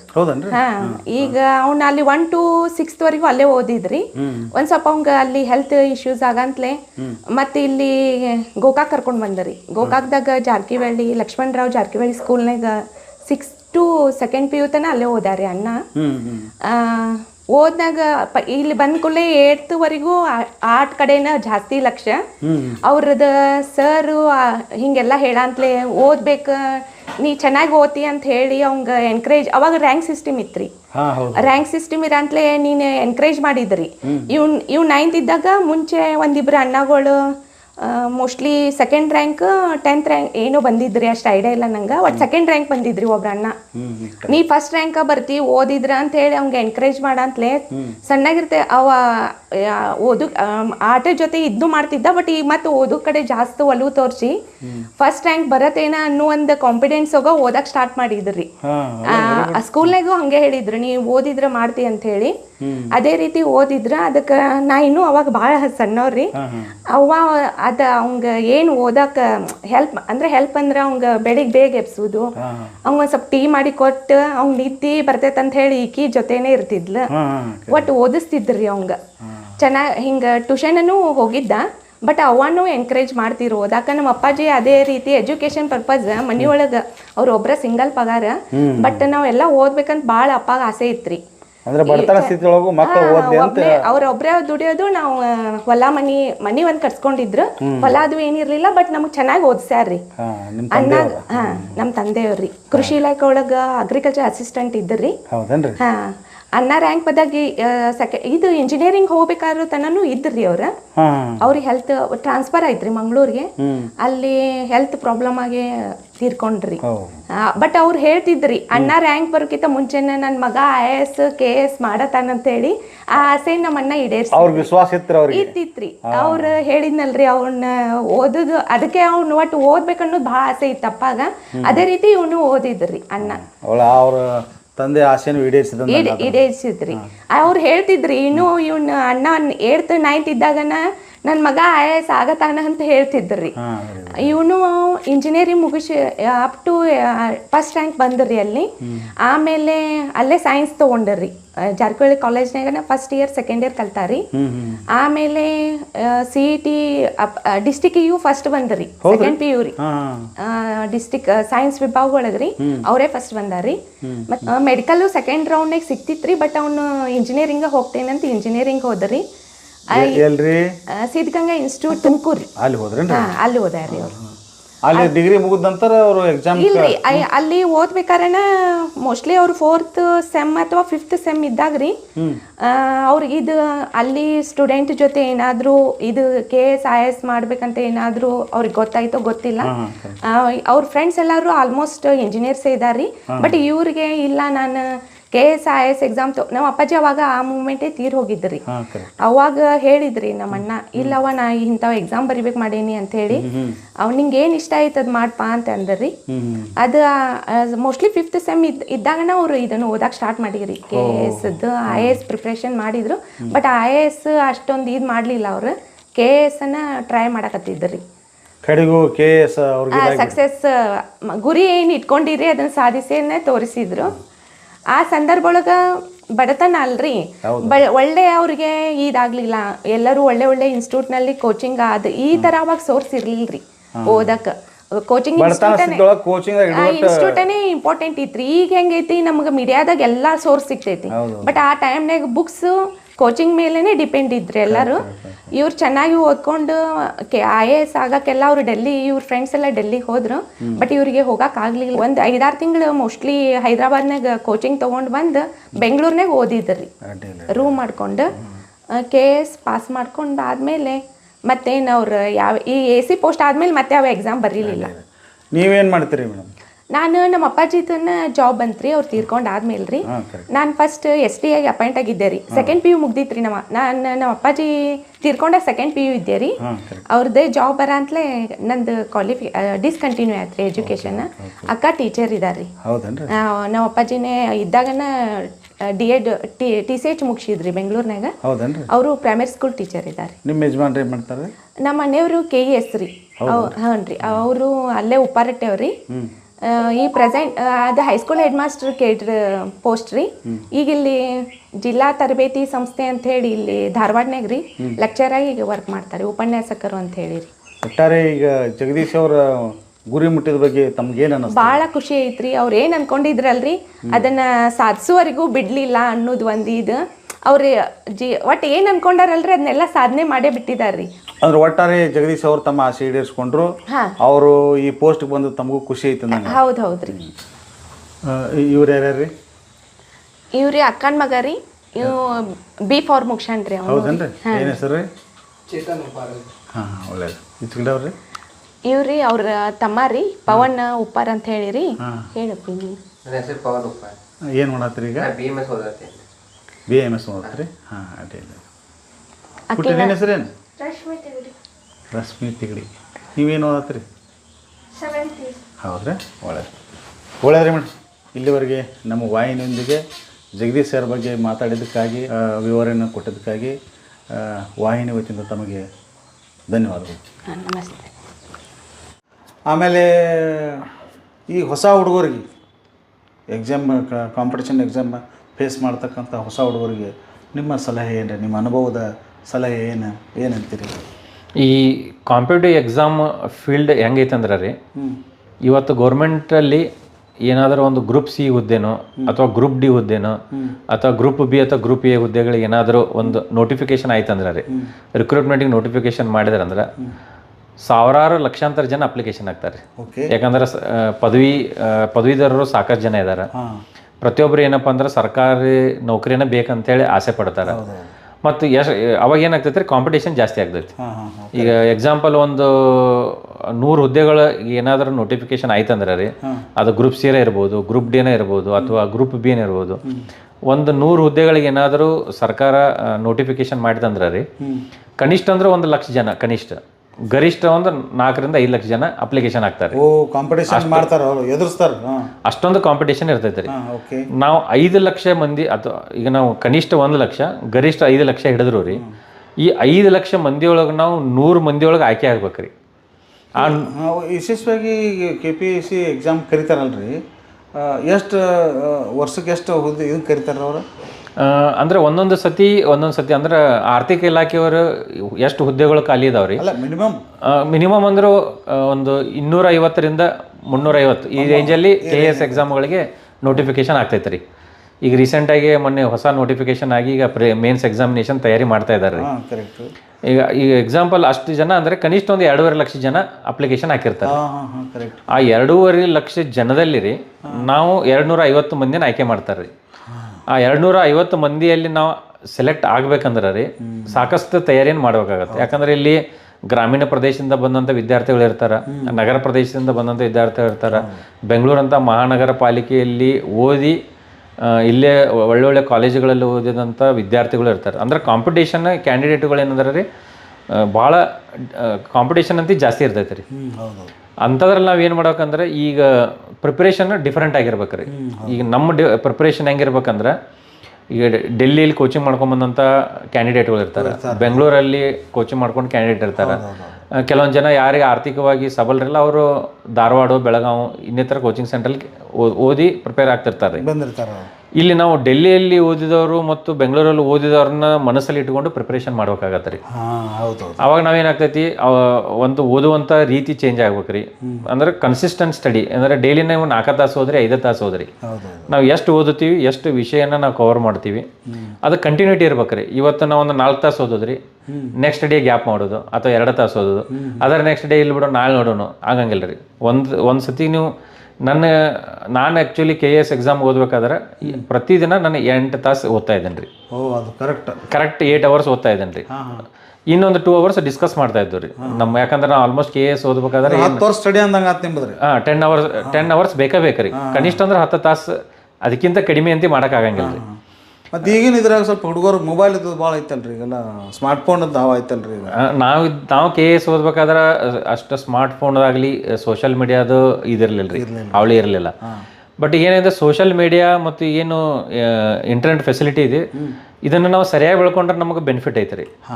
ಇದನ್ನು ನಾವು ಸರಿಯಾಗಿ ಅಂದ್ರೆ ಹೆಂಗಾಗ್ತದೆ, ಸಾಕಷ್ಟು ನಿಮ್ಗೆ KS ಮತ್ತು IAS ಮೆಟೀರಿಯಲ್ಸು, ವಿವಿಧ ಕಾಂಪಿಟೇಟಿವ್ ಎಕ್ಸಾಮ್ ಮೆಟೀರಿಯಲ್ಗಳು ಎಲ್ಲ ನಮ್ಗೆ ಆನ್ಲೈನ್ದಾಗ ಸಿಗ್ತಾವೆ ರೀ. ನಾವಿದ್ದಾಗ ಅಷ್ಟೊಂದು ಇರಲಿಲ್ಲ ರೀ. ನಾವಿದ್ದಾಗ ಕಡಿಮೆ ಇತ್ತು, ಆಗ ಪ್ರಿಪೇರ್ ಮಾಡ್ತಿದ್ದಲ್ಲ, ಅವಾಗ ಆನ್ಲೈನಲ್ಲಿ ಅಷ್ಟೊಂದು ಮಟೀರಿಯಲ್ ಇರಲಿಲ್ಲ. ಮತ್ತು ಅವಾಗ ಇಂಟರ್ನೆಟ್ ಕಾಸ್ಟು ಜಾಸ್ತಿ ಇತ್ತು, ನಾವು ಜಾಸ್ತಿ ಇಂಟರ್ನೆಟ್ ಯೂಸ್ ಮಾಡ್ತಿರ್ಲಿಲ್ಲ. ಈಗ ಇಂಟರ್ನೆಟ್ ಕಾಸ್ಟ್ ತುಂಬ ಕಡಿಮೆ ಐತೆ ರೀ. ಈಗ ನಾವು ಇಂಟರ್ನೆಟ್ ಫೆಸಿಲಿಟಿನ ನಾವು ಸರಿಯಾಗಿ ಯೂಸ್ ಮಾಡ್ಕೊಂಡು ಅಂದ್ರೆ ಸಾಕಷ್ಟು ಸ್ಟಡಿ ಮಟೀರಿಯಲ್ ಅವೈಲೇಬಲ್ ಐತೆ ರೀ. ಅದನ್ನೇ ಇಟ್ಕೊಂಡು ನಾವು ಸೆಲ್ಫ್ ಸ್ಟಡಿನ ಮಾಡ್ಬೋದು. ಈಗ ನಾವು ಕೋಚಿಂಗ ತೊಗೋಬೇಕಂತಿಲ್ಲ ರೀ. ಈಗ ಈಗ ಸ್ವಲ್ಪ ಅನುಕೂಲ ಭಾಳ ಈಗ. ಹ್ಞೂ ರೀ. ಬಟ್ ಆ ಸೋಷಿಯಲ್ ಮೀಡಿಯಾನ ನಾವು ಸರಿಯಾಗಿ ಬಳಸ್ಕೊಂಡ್ರೆ ನಮಗೆ ಬೆನಿಫಿಟ್ ಐತೆ ರೀ. ಆ ಸೋಷಿಯಲ್ ಮೀಡಿಯಾಗ ಏನಾಗ್ತೈತಿ, ಈಗ ನಾವು ಫೇಸ್ಬುಕ್ ನೋಡ್ಕೊತ ಕೂತು ಅಂದ್ರೆ ಟೈಮ್ ಹೋಗಿದ್ದು ಗೊತ್ತಾಗಲ್ಲ. ಆಮೇಲೆ ಇನ್ಸ್ಟಾಗ್ರಾಮು, ಈಗ ಏನೇನು ಸಾಕಷ್ಟು ಸೋಷಿಯಲ್ ಮೀಡಿಯಾಗಳು ಬಂದವ್ರಿ. ಟೈಮ್ ಪಾಸ್ ಅಟ್ರಾಕ್ಷನ್ ಆಗಬೇಡ್ರಿ ಅಂತೀರಿ ನೀವು. ಹೌದು, ಅದೊಂದು ಟೈಮ್ ಪಾಸ್ ಮೀಡಿಯಾಗಳು ರೀ ಮ್ಯಾಕ್ಸಿಮಮ್. ಅದನ್ನ ನಾವು ಟೈಮ್ ಪಾಸ್ ಮಾಡ್ಕೊಂತ ಹೋದಂದ್ರೆ ಟೈಮ್ ಹೋಗಿಬಿಡ್ತೈತಿ. ಅದಕ್ಕೆ ನಾವು ಯಾವಾಗ ಕಾಂಪಿಟೇಟಿವ್ ಎಕ್ಸಾಮ್ ತಯಾರಿ ಮಾಡ್ತಿರ್ತೀವಿ 1 ಇಯರ್, ಈ 1 ಇಯರ್ ನಾವು ಇದು ನಂದು ಎಲ್ಲ ಏನು ಎಂಜಾಯ್ಮೆಂಟ್ ಅದ ಅದನ್ನು ನಾವು ಸ್ಟಾಪ್ ಮಾಡಿ ಪ್ಯೂರ್ಲಿ ನಾನು ಸ್ಟಡಿ ಮಾಡ್ತೀನಿ, ನಾನು ಕಾಂಪಿಟೇಟಿವ್ ಎಕ್ಸಾಮ್ ತಯಾರಿ ಮಾಡ್ತೀನಿ ಅಂತ ಮನಸ್ಸು ಇಟ್ಕೊಂಡು ಮಾಡ್ಬೇಕ್ರಿ. ಒಂದು ತಪಸ್ತಾರನ ರೀ ಇದು. ಹುಡುಗರು ತಪಸ್ತರ ಮಾಡ್ಬೇಕು ಅಂತೀರಿ. ಹೌದು ರೀ, ಯಶಸ್ವಿ ಸಿಗೋದು ಗ್ಯಾರಂಟಿ. ಹೌದು, 1 ಇಯರ್ ನಾವು ಕರೆಕ್ಟಾಗಿ ಡೈಲಿ 8 to 10 ಅವರ್ಸ್ ಕನ್ಸಿಸ್ಟೆಂಟಾಗಿ ಡೈಲಿ ಸ್ಟಡಿ ಮಾಡಿದ್ದು ಅಂದ್ರೆ ರೀ ಯಾವುದೇ ಕೋಚಿಂಗ್ ಸೆಂಟರ್ದ ಅಂದರೆ ಕೋಚಿಂಗ್ ಸೆಂಟರ್ಗೆ ಹೋಗದೆ ಸೆಲ್ಫ್ ಸ್ಟಡಿ ಮಾಡಿ ಸಕ್ಸಸ್ ಆಗ್ಬೋದು ರೀ. ಈ ಸೋಷಿಯಲ್ ಮೀಡಿಯಾನ ಯೂಸ್ ಮಾಡಿಕೊಂಡು. ಆಮೇಲೆ ಇನ್ನೊಂದು ಏನಾಗ್ತೈತೆ ರೀ, ಪ್ರತಿಯೊಂದು ಬುಕ್ ಸ್ಟಾಲಲ್ಲಿ ಎಲ್ಲ ಬುಕ್ಸು ಸಿಗ್ತಾವೆ, ಎಲ್ಲರೂ ಓದೋದು ಸೇಮ್ ಬುಕ್ಸೇ. ಆದರೆ ಆ 250 ಮಂದಿಯಲ್ಲಿ ನಾವು ಆಯ್ಕೆ ಆಗ್ಬೇಕಂದ್ರೆ ನಮ್ಮದೇ ಆದಂಥ ಮೆಥಡ್ನ ಅಡಾಪ್ಟ್ ಮಾಡ್ಕೋಬೇಕಾಗತ್ತೆ. ಹೌದು ರೀ. ಆಮೇಲೆ ಇಲ್ಲಿ ಏನಾಗ್ತದೆ ಅಂದ್ರೆ ಹಾರ್ಡ್ ವರ್ಕು ಮಾಡ್ಬೇಕ್ರಿ, at the same time smart ಸ್ಟಡಿನೂ ಮಾಡ್ಬೇಕಾಗತ್ತೆ. ಆಮೇಲೆ ಯೂಶ್ವಲಿ ಒಬ್ಬೊಬ್ರದ್ದು ಒಂದೊಂದು ಥರ ಪ್ರಿಪ್ರೇಷನ್ ಇರ್ತೈತೆ. ನಾವೆಲ್ಲ ಸಾಕಷ್ಟು ಬುಕ್ಗಳನ್ನು ಓದಿ ನನ್ನದೇ ಆದಂಥ ನೋಟ್ಸ್ ಮಾಡ್ಕೋತಿದ್ದೇನೆ ನಾನು ಪ್ರಿಪೇರ್ ಆಗ್ಬೇಕಾದ್ರೆ ಪ್ರಿಲಿಮಿನರಿ ಎಕ್ಸಾಮಿನೇಷನ್ಗೆ. ನಿಮ್ದು ಓನ್ ಇವನ್ನ ರೆಡಿ ಮಾಡಿಬಿಡ್ತಿದ್ರಿ. ಹೌದು ರೀ. ಈಗ ನಮ್ಮದೇ ಆದಂಥ ಒಂದು ಸ್ಟಡಿ ಮಟೀರಿಯಲ್ ಮಾಡ್ಕೊಂಡ್ರೆ ಏನಾಗ್ತೈತೆ ರೀ, ಎಕ್ಸಾಮಿನೇಷನ್ ಟೈಮಲ್ಲಿ ಆ ಸಬ್ಜೆಕ್ಟ್ನ ಬೇಗ ಕವರ್ ಮಾಡಿ ರಿವಿಷನ್ ಮಾಡೋಕೆ ಈಸಿ ಆಗ್ತೈತೆ ರೀ. ಇನ್ನು ಬುಕ್ ಓದಿ ಅದನ್ನು ನಮ್ಮ ಸ್ವಂತ ಓನ್ ಮೆಟೀರಿಯಲ್ ಮಾಡ್ಕೊಂಡಂದ್ರೆ ಅದನ್ನು ನಾವು ಓದುವಾಗ ಏನು ಅನಿಸ್ತೈತೆ, ನಾ ಹಿಂದೊಂದ್ಸಲ ಓದಿದ್ದೀನಿ ಅಂತ ಈಸಿಯಾಗಿ ನೆನಪು ಹೋಗ್ತಾವ್ರಿ. ಆಮೇಲೆ ಎಲ್ಲರೂ ಓದುವಂಥ ಕಾಂಪಿಟೇಟಿವ್ ಎಕ್ಸಾಮ್ ಬುಕ್ಗಳು ಸೇಮ್ ಇರೋದ್ರಿಂದ ನಮ್ಮದೇ ಆದಂಥ ಮೆಥಡಲ್ಲಿ ನಮ್ಮದೇ ಆದಂಥ ನೋಟ್ಸ್ ಮಾಡ್ಕೊಂಡು ಅಂದ್ರೆ ರೀ ಪ್ರಿಪ್ರೇಷನ್ ಈಸಿ ಆಗ್ತೈತಿ ಮತ್ತು ಸ್ಕೋರ್ ಮಾಡೋಕೆ ಈಸಿ ಆಗ್ತೈತೆ ರೀ. ಅಂದ್ರೆ ಹುಡುಗರಿಗೆ ನೀವು ಮೇಲಿನ ಮೇಲೆ ಓದಬೇಕು, ಬರೆದು ತೆಗಿಬೇಕು, ಅಥವಾ ಅದೆಲ್ಲ ಸಬ್ಜೆಕ್ಟ್ ನಿಮ್ಮದೇ ಆದಂಥ ಕ್ವಶನ್ ಆ್ಯಂಡ್ ಆನ್ಸರ್ ರೆಡಿ ಮಾಡ್ಕೋಬೇಕು ಅಂತೀರಿ ನೀವು? ಹೌದು ಸರ್. ಹೆಂಗಂದ್ರೆ ರೀ ಪ್ರಿಲಿಮಿನರಿ ಎಕ್ಸಾಮಿನೇಷನ್ದ ಮೆಥಡ್ ಬೇರೆ ರೀ. ಇಲ್ಲಿ ಫ್ಯಾಕ್ಟ್ಸನ್ನ ನೆನ್ಪಿಟ್ಕೋಬೇಕಾಗತ್ತೆ ರೀ. ಅಂದ್ರೆ ಇಲ್ಲಿ ಅಬ್ಜೆಕ್ಟಿವ್ ಟೈಪ್ ಕ್ವಶನ್ಸ್ ಇರ್ತಾವ್ರಿ, ಮಲ್ಟಿಪಲ್ ಚಾಯ್ಸ್ 4 ಆನ್ಸರ್ ಕೊಟ್ಟಿರ್ತಾರೆ, ಅದ್ರಲ್ಲಿ ಟಿಕ್ ಮಾಡ್ಬೇಕು. ಅದಕ್ಕೆ ತಕ್ಕಂಗೆ ನಾವು ಪ್ರಿಪ್ರೇಷನ್ ಮಾಡಬೇಕು. ಮೇನ್ಸ್ ಅಂದ್ರೆ ಏನಾಗ್ತೈತೆ ರೀ, ಇಲ್ಲಿ ಎಸ್ಎ ಟೈಪ್ ಕ್ವಶನ್ಸ್ ಇರ್ತಾವ್ರಿ, ರೈಟಿಂಗಲ್ಲಿ ಎಕ್ಸಾಮಿನೇಷನ್. ಇಲ್ಲಿ ಅಂದ್ರೆ ಸಬ್ಜೆಕ್ಟ್ಸ್ ಹೆಂಗಂದ್ರೆ ಬರೆಯುವಂಥ ಸ್ಕಿಲ್ ಬೇಕ್ರಿ. ಇಲ್ಲಿ ನಾವು ಹೆಚ್ಚು ವಿಷಯಗಳನ್ನು ಓದಿರೋದನ್ನ ಎಲ್ಲನೂ 3 ಅವರ್ಸಲ್ಲಿ ಕವರ್ ಮಾಡೋಕ್ಕಾಗಲ್ಲ ರೀ. ಅದನ್ನು ಎಷ್ಟು ಬರೀಬೇಕು, ಎಲ್ಲಿಂದ ಸ್ಟಾರ್ಟ್ ಮಾಡಬೇಕು, ನಮ್ಮ ಆನ್ಸರ್ ಯಾವ ರೀತಿ ಇರಬೇಕು ಅನ್ನೋದನ್ನು ನಾವು ಸಾಕಷ್ಟು ಅಂದ್ರೆ ಹಳೆ ಕ್ವಶನ್ ಪೇಪರ್ ಸಿಗ್ತಾವ್ರಿ. ಅಂದ್ರೆ ಆರಂಭ, ಮಧ್ಯಂತರ, ಕನ್ಕ್ಲೂಷನ್ ಪಾಯಿಂಟ್ ನಾವು ರೆಡಿ ಮಾಡ್ಕೋಬೇಕಂತೀರಿ. ಹೌದೌದು. ಯಾವುದೇ ಒಂದು ಉತ್ತರಕ್ಕೆ, ಹೌದು, ಯಾವುದೋ ಕ್ವಶನ್ಗೆ ಈ ರೀತಿ ಉತ್ತರ ರೆಡಿ ಮಾಡ್ಕೋಬೇಕು ಅಂತೀರಿ ನೀವು? ಹೌದು. ಈಗ ಹಳೆ ಕ್ವಶನ್ ಪೇಪರ್ ಇರ್ತಾವ್ರಿ, ಆಮೇಲೆ ಸಾಕಷ್ಟು ಮಾಡೆಲ್ ಕ್ವಶನ್ ಪೇಪರ್ ಸಿಗ್ತಾವೆ. ಅವುಗಳನ್ನ ಮೊದಲು ನಾವು ಪ್ರಿಪ್ರೇಷನ್ಸ್ ಮುಗಿಸಿದ್ವಿ ಅಂದ್ರೆ, ಮುಗಿಸಿದ ತಕ್ಷಣ ಪ್ರಿಲಿಮಿನರಿ ಎಕ್ಸಾಮಿನೇಷನ್ ಪ್ರಿಪ್ರೇಷನ್ ಮುಗಿಸಿದ ತಕ್ಷಣ ರೀ ಸಾಕಷ್ಟು ಕ್ವಶನ್ ಬ್ಯಾಂಕ್ಗಳು ಇರ್ತಾವೆ. ಮತ್ತು ಕೆಲವೊಂದು ಕೋಚಿಂಗ್ ಸೆಂಟರ್ಗಳು ಕೂಡ ಈ ಮಾಕ್ ಟೆಸ್ಟ್ಗಳನ್ನ ಕಂಡಕ್ಟ್ ಮಾಡ್ತಾರೆ ರೀ. ಅಲ್ಲಿ ಟೆಸ್ಟ್ಗಳನ್ನ ಬರೀಬೇಕು. ಏನಾಗ್ತೈತಿ, ಎಕ್ಸಾಮಿನೇಷನ್ ಟೈಮ್ನ ನೇರ ಎಕ್ಸಾಮಿನೇಷನ್ ಸೆಂಟರ್ಗೆ ಹೋದ್ರೆ ಭಯ ಅನ್ನೋದು ಇರ್ತೈತೆ ರೀ. ನಾವು ಸಾಕಷ್ಟು ಕೋಚಿಂಗ್ ಸೆಂಟ್ರಲ್ಲಿ ಹೋದ್ರೆ ಏನಾಗ್ತೈತಿ, ಸಾಕಷ್ಟು ಪ್ರಿಪ್ರೇಷನ್ ಮಾಡಿದಂಥ ವಿದ್ಯಾರ್ಥಿಗಳು ಬಂದು ಬರೀತಿರ್ತಾರೆ ಅಲ್ಲಿ. ಅವಾಗ ಕಾಂಪಿಟೇಟಿವ್ ಮನೋಭಾವನೆ ಬೆಳೆದೈತಿ. ಅವಾಗ ನಮಗೆ ಏನಾಗ್ತೈತೆ ರೀ, day by day confidence increase ಆಗ್ತೈತೆ ರೀ. Preliminary exam. ಮೇನ್ಸದು ಕೂಡ ಹಂಗೆ ರೀ. ಮೇನ್ಸದು ಏನಾಗ್ತೈತಿ, ಇಲ್ಲಿ ಪ್ರಿಲಿಮ್ಸು ಪ್ಯೂರ್ಲಿ ಫ್ಯಾಕ್ಚುಯಲ್ ಇರ್ತೈತೆ ರೀ, ಮೇನ್ಸ್ ಥೆರಾಟಿಕಲ್ ಕ್ವಶನ್ಸ್ ಇರ್ತಾವೆ ರೀ, ಮತ್ತು ಅಪ್ಲಿಕೇಶನ್ ಆಫ್ ಮೈಂಡ್ನ ಯೂಸ್ ಮಾಡ್ಕೊಂಡು ಆನ್ಸರ್ ಮಾಡ್ಬೇಕಾಗತ್ತೆ ರೀ ಇಲ್ಲಿ. ಯಾಕಂದ್ರೆ ಜನರಲ್ ಸ್ಟಡೀಸ್ ಅಂದರೆ ಇದೇ ಕ್ವಶನ್ ಬರುತ್ತೆ ಅಂತ ಹೇಳೋಕ್ಕಾಗಲ್ಲ. ಅದಕ್ಕೆ ತಕ್ಕಂಗೆ ಏನಾಗ್ತೈತೆ ರೀ, ಪ್ರಿಪ್ರೇಷನನ್ನು ಮುಗಿಸಿದ ಮೇಲೆ ಓಲ್ಡ್ ಕ್ವಶನ್ ಪೇಪರ್ಸನ್ನು ಮತ್ತು ಮಾಡೆಲ್ ಕ್ವಶನ್ ಪೇಪರ್ಗಳನ್ನ ಪ್ರಾಕ್ಟೀಸ್ ಮಾಡ್ಬೇಕ್ರಿ ಮನ್ಯಾಗ.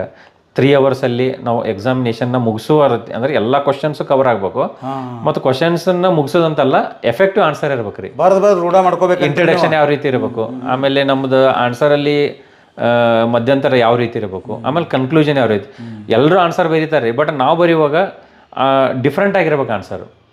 ಅದನ್ನ ತಯಾರಿ ಆಗ್ಬೇಕಂದ್ರೆ ನಾವು ಸಾಕಷ್ಟು ಎಕ್ಸಾಮಿನೇಷನ್ ಇಂಪ್ರೆಸ್ ಆಗ್ಬೇಕು. ಅದು ಹೌದು ರೀ, ಹೌದು. ನಾವು ಸಾಕಷ್ಟು ಕ್ವಶನ್ ಪೇಪರ್ಗಳನ್ನ ಪ್ರಾಕ್ಟೀಸ್ ಮಾಡಿದ್ದು ಅಂದ್ರೆ ಕೋಚಿಂಗ್ ಸೆಂಟ್ರಲ್ಲಿ ಮಾಕ್ ಎಕ್ಸಾಮಿನೇಷನ್ ಕಂಡಕ್ಟ್ ಮಾಡ್ತಾರೆ, ಮಾಕ್ ಟೆಸ್ಟ್ಗಳು, ಅಲ್ಲಿ ಹೋಗ್ಬೇಕು. ಮನೆಯಲ್ಲಿ ಕೂಡ ಅಂದ್ರೆ ನಾವು ಎಕ್ಸಾಮಿನೇಷನ್ ಸೆಂಟರ್ನಾಗ ಯಾವ ರೀತಿ ನಾವು ಹೋಗಿ ಎಕ್ಸಾಮ್ ಬರೀತಿರಲ್ಲ, ಹಂಗೆ ಮನೆಯಲ್ಲೇನ ಬರೀಬೇಕ್ರಿ. 3 ಅವರ್ಸ್ ಟೈಮ್ ಇಟ್ಕೊಂಡು ಒಂದು ಕ್ವಶನ್ ಪೇಪರ್ನ ಬಿಡಿಸ್ಬೇಕು. ಹಂಗೆ ಮಾಡಿದಾಗ ನಿಮಗೆ ಯಶಸ್ವಿ ಕಟ್ಟಿಟ್ಟು ಬುದ್ಧಿ ಅಂತೀರಿ. ಹೌದು ರೀ. ಆಮೇಲೆ ಪ್ರಿಲಿಮಿನರಿ ಆಯಿತು, ಮೇನ್ಸ್, ಇಂಟರ್ವ್ಯೂ ಕೂಡ ಹಂಗೆ ರೀ. ಇಂಟರ್ವ್ಯೂ ಪ್ರಿಪ್ರೇಷನ್ನ ಅದಕ್ಕೂ ಕೂಡ ಮಾಕ್ ಇಂಟರ್ವ್ಯೂಸನ್ನು ಮಾಡ್ತಾರೆ ರೀ ಕೋಚಿಂಗ್ ಸೆಂಟರ್ ಅವರು. ನಾವು ಡೈರೆಕ್ಟ್ಲಿ ಇಂಟರ್ವ್ಯೂ ಹಾಲಿಗೆ ಹೋದಾಗ ಭಯ ಅನ್ನೋದು ಇರ್ತೈತೆ ರೀ, ಏನು ಕ್ವಶನ್ ಕೇಳ್ತಾರೆ, ಯಾವ ರೀತಿ ಹೇಳ್ಬೇಕಂತ. ಅಲ್ಲಿ ಏನೋ ನಮ್ಮ ಡಿಗ್ರಿ ರಿಲೇಟೆಡ್ ಕ್ವಶನ್ಸ್ ಕೇಳ್ತಾರೋ, ಮತ್ತು ನಮ್ಮ native district native place related questions ಕೇಳ್ತಾರೋ, ಕರ್ನಾಟಕ ರಿಲೇಟೆಡ್ ಇಶ್ಯೂಸ್ ಕೇಳ್ತಾರೋ, ಇಂಟರ್ನ್ಯಾಷನಲ್ ಇಶ್ಯೂಸ್ ಕೇಳ್ತಾರೆ. ಅಲ್ಲಿ ಯಾವ ರೀತಿ ಕ್ವಶನ್ಸ್ ಕೇಳ್ತಾರೆ ಅನ್ನೋದು ನಮಗೆ ಐಡಿಯಾ ಇರಂಗಿಲ್ಲ ರೀ. ನಾವು ಇಂಟರ್ವ್ಯೂಗನ್ನು ಕೂಡ ಏನೋ ಪ್ರಿಪ್ರೇಷನ್ ಮಾಡಿ, ಈಗ ಫ್ರೆಂಡ್ಸ್ ಎಲ್ಲ ಜೊತೆಗೆ ಏನು ಓದ್ತಿರ್ತಿರಲ್ಲ, ನಾವು ಡಿಸ್ಕಷನ್ ಮಾಡೋದಾಗಲಿ, ಕೋಚಿಂಗ್ ಸೆಂಟರ್ಗಳು ಮಾಕ್ ಇಂಟರ್ವ್ಯೂ ಅಂತ ಕಂಡಕ್ಟ್ ಮಾಡ್ತಾರೆ ರೀ. ಆ ಇಂಟರ್ವ್ಯೂ ಅಟೆಂಡ್ ಆದ್ರೆ ನಮಗೇನಾಗ್ತೈತಿ, ಸ್ವಲ್ಪ ಧೈರ್ಯ ಬರ್ತೈತಿ, ಇಂಟರ್ವ್ಯೂ ಫೇಸ್ ಮಾಡೋಕೆ ಈಸಿ ಆಗ್ತೈತೆ ರೀ, ಕಾನ್ಫಿಡೆನ್ಸ್ ಬರ್ತೈತಿ. ಇದು ಈ ರೀತಿ ಪ್ರಿಪ್ರೇಷನ್ ಮಾಡಿದ್ರೆ ಏನಾಗ್ತೈತೆ ರೀ, ಅಲ್ಟಿಮೇಟ್ಲಿ 1 ಇಯರ್ ಕನ್ಸಿಸ್ಟೆಂಟ್ ಸ್ಟಡೀಸು, ಆಮೇಲೆ ಹಾರ್ಡ್ ವರ್ಕ್ ಜೊತೆಗೆ ಸ್ಮಾರ್ಟ್ ಸ್ಟಡೀಸ್ ಮಾಡಿದ್ರೆ 100% ಪ್ರತಿಯೊಂದು ವಿದ್ಯಾರ್ಥಿಗಳು ಸಕ್ಸಸ್ ಆಗ್ತಾರೆ. ಭಾಳ ಮಂದಿಗೆ ಏನೈತಿ, ನಾ ಗ್ರಾಮೀಣ ಪ್ರದೇಶದಿಂದ ಬಂದೇನಿ, ನಾನು ಕಾಂಪಿಟೇಟಿವ್ ಎಕ್ಸಾಮ್ನ ನಾನು ಸಕ್ಸಸ್ ಆಗ್ತೀನಿ ಇಲ್ಲೋ ಅನ್ನೋದು ಭಾಳ ಜನಕ್ಕೆ ಭಯ ಇರ್ತೈತೆ ರೀ. ಇಂಪೀರಿಯಾರಿಟಿ ಕಾಂಪ್ಲೆಕ್ಸ್ ಇರ್ತದೆ. ಹೌದು. ಇವನ್ ನಾವು ಕೂಡ ಎಕ್ಸಾಮಿನೇಷನ್ ಪ್ರಿಪೇರ್ ಆಗ್ಬೇಕಾದ್ರೆ ಭಾಳಷ್ಟು ಜನ ಹೇಳ್ತಾ ಇದ್ದಾರೆ, ಇದೆಲ್ಲ ಭಾಳ ಡಿಫಿಕಲ್ಟ್ ಇದು, ಭಾಳಷ್ಟು ಜನ ಬರೀತಾರೆ, ಎಲ್ಲ ಡೆಲ್ಲಿ ಕೋಚಿಂಗ್ ಹೋಗಿ ಬಂದಿರ್ತಾರೆ, ಬೆಂಗಳೂರು ಕೋಚಿಂಗ್ ಹೋಗಿ ಬಂದಿರ್ತಾರೆ, ನೀವೆಲ್ಲ ಎಲ್ಲಿ ಆಗ್ತಾರೆ. ಸ್ಟಾರ್ಟಿಂಗ್ ನಾವು 2008 ಫಸ್ಟ್ ಅಟೆಂಪ್ಟ್ ಮಾಡೋಕ್ಕಿಂತ ಮುಂಚೆ ಸಾಕಷ್ಟು ಜನ ನಮಗೂ ಡಿಸ್ಕರೇಜ್ ಮಾಡ್ತಾ ಇದ್ದಾರೆ. ಬಟ್ ನಾವು ಒಂದು ನಿರ್ಧಾರ ಮಾಡಿದ್ವಿ, ಆಲ್ರೆಡಿ ನಾವು ಕಾಲಂತ ಇಟ್ಬಿಟ್ಟಿದ್ವಿ ಕಾಂಪಿಟೇಟಿವ್ ಎಕ್ಸಾಮ್ ಪ್ರಿಪೇರ್ ಆಗ್ಬೇಕು, ಇನ್ನು ವಾಪಸ್ ಹೋದ್ರೆ ಪ್ರಯೋಜನ ಇಲ್ಲ. ಅದಕ್ಕೆ ನಾವೇನು ಮಾಡಿದ್ವಿ ರೀ, ಸಾಕಷ್ಟು ಪರಿಶ್ರಮ ಮಾಡಿ ಓದಿ, ಅಂದರೆ ಅಲ್ಟಿಮೇಟ್ಲಿ ಏನಂದ್ರೆ ಸರ್, ಈ ಒಂದು ಕಾಂಪಿಟೇಟಿವ್ ಎಕ್ಸಾಮ್ ಅನ್ನೋದು ಏನಂದ್ರೆ, ಒಂದು ಸತಿ ನಾವು ಎಂಟ್ರಿ ಆಗಿದ್ವು ಅಂದ್ರೆ ಸಕ್ಸಸ್ ಆಗೇ ಆಗ್ತೀವಿ ಅನ್ನೋ ಒಂದು ಮನೋಭಾವನೆಯಿಂದ ಹೋಗ್ಬೇಕ್ರಿ. ನಾನು ಆಗ್ತೀನೋ ಇಲ್ಲೋ ಅಂತೇಳಿ ಒಂದು ಅನ್ಮನ್ಸ್ಕೊಂಡು ಹೋದ್ರೆ ಸಕ್ಸಸ್ ಆಗೋದು ಕಡಿಮೆ. ಆಗ್ತೀವಿ ಅಂತ ಕಾನ್ಫಿಡೆನ್ಸ್ ಹೋದ್ರೆ ಡೆಫಿನೆಟ್ಲಿ ಆಗ್ತಾರೆ. ಅಂದ್ರೆ ವಿದ್ಯಾರ್ಥಿಗಳಲ್ಲೇ ಕಾನ್ಫಿಡೆನ್ಸ್ ತುಂಬ್ತೀರಿ, ಆತ್ಮವಿಶ್ವಾಸ ತುಂಬ್ಕೊಂಡು ಅಭ್ಯಾಸ ಮಾಡಿರಿ, ನಾವು ಗೆಲ್ತೀನಿ ಅನ್ನೋ ಭಾವ ಇಟ್ಕೊಂಡು ಮಾಡಿರಿ, ಭಾವ ಇಟ್ಕೋದಲ್ಲ ಚಂದಂಗೆ ಅಭ್ಯಾಸ ಮಾಡ್ರಿ ಅಂತ ಹೇಳ್ತೀರಿ ನೀವು. ಹೌದು. ಆಮೇಲೆ ಕಾಂಪಿಟೇಟಿವ್ ಎಕ್ಸಾಮ್ನಾಗ ಇನ್ನೊಂದು ಏನ್ರಿ, ರಿಸರ್ವೇಷನ್ ಇರ್ತೈತಿ. ಇಲ್ಲಿ ಹಾರಿಜಾಂಟಲ್, ವರ್ಟಿಕಲ್ ರಿಸರ್ವೇಷನ್, ಹಾರಿಜಾಂಟಲ್ ಅಂದ್ರೆ SC ST category 1 2A 2B 3A 3B ಅಂತ ಇರ್ತೈತಿ. ಇಲ್ಲಿ ಏನಾಗಿಬಿಡ್ತೈತಿ, ನಾವು ಭಾಳಷ್ಟು ಜನ ನಾವು ಕ್ಯಾಟಗರಿ ಸ್ಟೂಡೆಂಟ್ ಅದು ಅಂದ್ರೆ, ಅಥವಾ SC ST ಸ್ಟೂಡೆಂಟ್ ಅದು ಅಂದ್ರೆ, ಏನಂದ್ರೆ ಹೆಂಗೋ ಬಿಡು ರಿಸರ್ವೇಷನ್ ಐತಿ ನಡೀತಿ, ಕಡಿಮೆ ಮಾರ್ಕ್ಸ್ ತೊಂದ್ರೆ ಸೆಲೆಕ್ಟ್ ಹಾಕಿನಿ ಅಂತ ಮನೋಭಾವನೆ ಇತ್ತಂದ್ರೆ ಏನಾಗ್ತೈತೆ ರೀ, ನಾವು ಸಕ್ಸಸ್ ಆಗೋದು ಭಾಳ ಕಡಿಮೆ ಆಗುತ್ತೆ. ಆ ಕಮ್ಯುನಿಟಿ ಒಳಗೆ ಶಾನೆ ಹುಡುಗರು ಇರ್ತಾವೆ. ಇರ್ತಾರೆ. ನಾವು ಪ್ರಿಪ್ರೇಷನ್ ಹೆಂಗಿರ್ಬೇಕಂದ್ರೆ ರೀ, ನಾ ಜನರಲ್ ಮೆರಿಟಲ್ಲೇ ಆಯ್ಕೆ ಆಗ್ತೀನಿ, ನಾ ಜನರಲ್ ಮೆರಿಟಲ್ಲೇ ಟಾಪ್ 10 ಬರ್ತೀನಿ, ಟಾಪ್ ಪೊಸಿಷನಲ್ಲಿ ಇರ್ತೀನಿ ಅನ್ನೋ ಲೆಕ್ಕಾಚಾರ ಇಟ್ಕೊಂಡು ನಾವು ಓದ್ಬೇಕಾಗ್ತೈತೆ ರೀ. ಅವಾಗ ಏನಾಗ್ತೈತಿ, ಈಗ ಜನರಲ್ ಮೆರಿಟ್ ಅಂದ್ರೆ 50% ಸೀಟ್ ಇರ್ತಾರೆ. 100 ಸೀಟ್ ಕರೆದಾರಂದ್ರೆ ಅದ್ರ 50 ಸೀಟ್ಸ್ ಜನರಲ್ ಮೆರಿಟಿಗೆ ಬರ್ತಾವೆ, 50 ಸೀಟ್ ರಿಸರ್ವೇಷನ್ ಇರ್ತಾರೆ. ಆ 50 ಸೀಟಿಗೆ ನಾವು ಕಾಂಪಿಟೇಷನ್ ಮಾಡ್ಬೇಕ್ರಿ. ಅವಾಗ ನಮ್ಗೆ ಏನಾಗ್ತೈತಿ, ಒಳ್ಳೆ ಸ್ಕೋರ್ ಮಾಡ್ತೀವಿ ಮತ್ತು ಒಳ್ಳೆ ಪೋಸ್ಟ್ಗಳು ಸಿಗ್ತಾವ್ರಿ. ಇದು ನಿಮ್ಮದು ವಿದ್ಯಾರ್ಥಿಗಳಿಗೆ ಕೊಡ್ತಾ ಇರ್ತಕ್ಕಂಥ ಸಲಹೆ. ಹೌದು. ಹಾಂ, ಒಳ್ಳೆ ಸರ್. ನಿಮ್ಮದು ಫ್ಯಾಮ್ಲಿ ಸರ್? ನಮ್ಮ ವೈಫ್ ಬಂದುಬಿಟ್ಟು ಸಮತಾ ಅಂತೇಳಿ, ಅವರು ಸ್ಟೇಟ್ ಬ್ಯಾಂಕ್ ಆಫ್ ಇಂಡಿಯಾದಲ್ಲಿ ಕೆಲಸ ಮಾಡ್ತಾ ಇದ್ದಾರೆ. ಆಮೇಲೆ ನನಗೆ 2 ಜನ ಮಕ್ಕಳಿದ್ದಾರೆ. ದೊಡ್ಡವಳು ಸಾಧನಾ ಅಂತ, ಅವಳು 8th ಸ್ಟ್ಯಾಂಡರ್ಡಲ್ಲಿ ಇದ್ದಾಳೆ. ಎರಡನೇವಳು ಸಾನ್ವಿ ಅಂತ, ಅವಳು 3rd ಸ್ಟ್ಯಾಂಡರ್ಡಲ್ಲಿ ಇದ್ದಾಳೆ. ಇದು ನಿಮ್ಮದು ಬಯೋಡಾಟಾ? ಹೌದು ರೀ. ಒಳ್ಳೆ ಸರ್. ಇಲ್ಲಿವರೆಗೆ ನಮ್ಮ ದ್ರಾವಿಡ ಭಾರತ ವಾಹಿನಿಯೊಂದಿಗೆ ತಮ್ಮ ಅನುಭವಗಳನ್ನ ಹೇಳಿದ್ರಿ. ತಾವು ಬೆಳೆದು ಬಂದ ಜರ್ನಿ ಯಾವ ರೀತಿ ಇತ್ತು, ಯಾವ ರೀತಿ ಕಾಂಪಿಟೇಷನ್ ಫೇಸ್ ಮಾಡಿ ಗೆದ್ದು ಹೆಂಗೆ, ಯಾವ ಹುದ್ದೆಯನ್ನು ಅನುಭವಿಸ್ತೀವಿ, ಆ ಹುದ್ದೆ ಎಕ್ಸ್ಪೀರಿಯೆನ್ಸ್ ಆಯ್ತು ಅನ್ನೋದ್ರ ಬಗ್ಗೆ ಹೇಳಿದ್ರಿ. ಹುಡುಗರಿಗೆ ಯಾವ ರೀತಿ ಸ್ಟಡಿ ಮಾಡಿದ್ರೆ ನಿಮಗೆ ಕಾಂಪಿಟೇಷನ್ ಸಕ್ಸಸ್ ಸಿಗ್ತೈತೆ ಅನ್ನೋದ್ರ ಬಗ್ಗೆನೂ ಮಾರ್ಗದರ್ಶನ ಮಾಡಿದ್ರಿ. ಅದಕ್ಕಾಗಿ ನಮ್ಮ ವೀಕ್ಷಕರ ಪರವಾಗಿ ನಿಮಗೆ ತುಂಬ ಧನ್ಯವಾದಗಳನ್ನು ಸಲ್ಲಿಸ್ತೀವಿ ಸರ್. Thank you sir. ತಮಗೂ ಕೂಡ ಧನ್ಯವಾದಗಳು ಸರ್.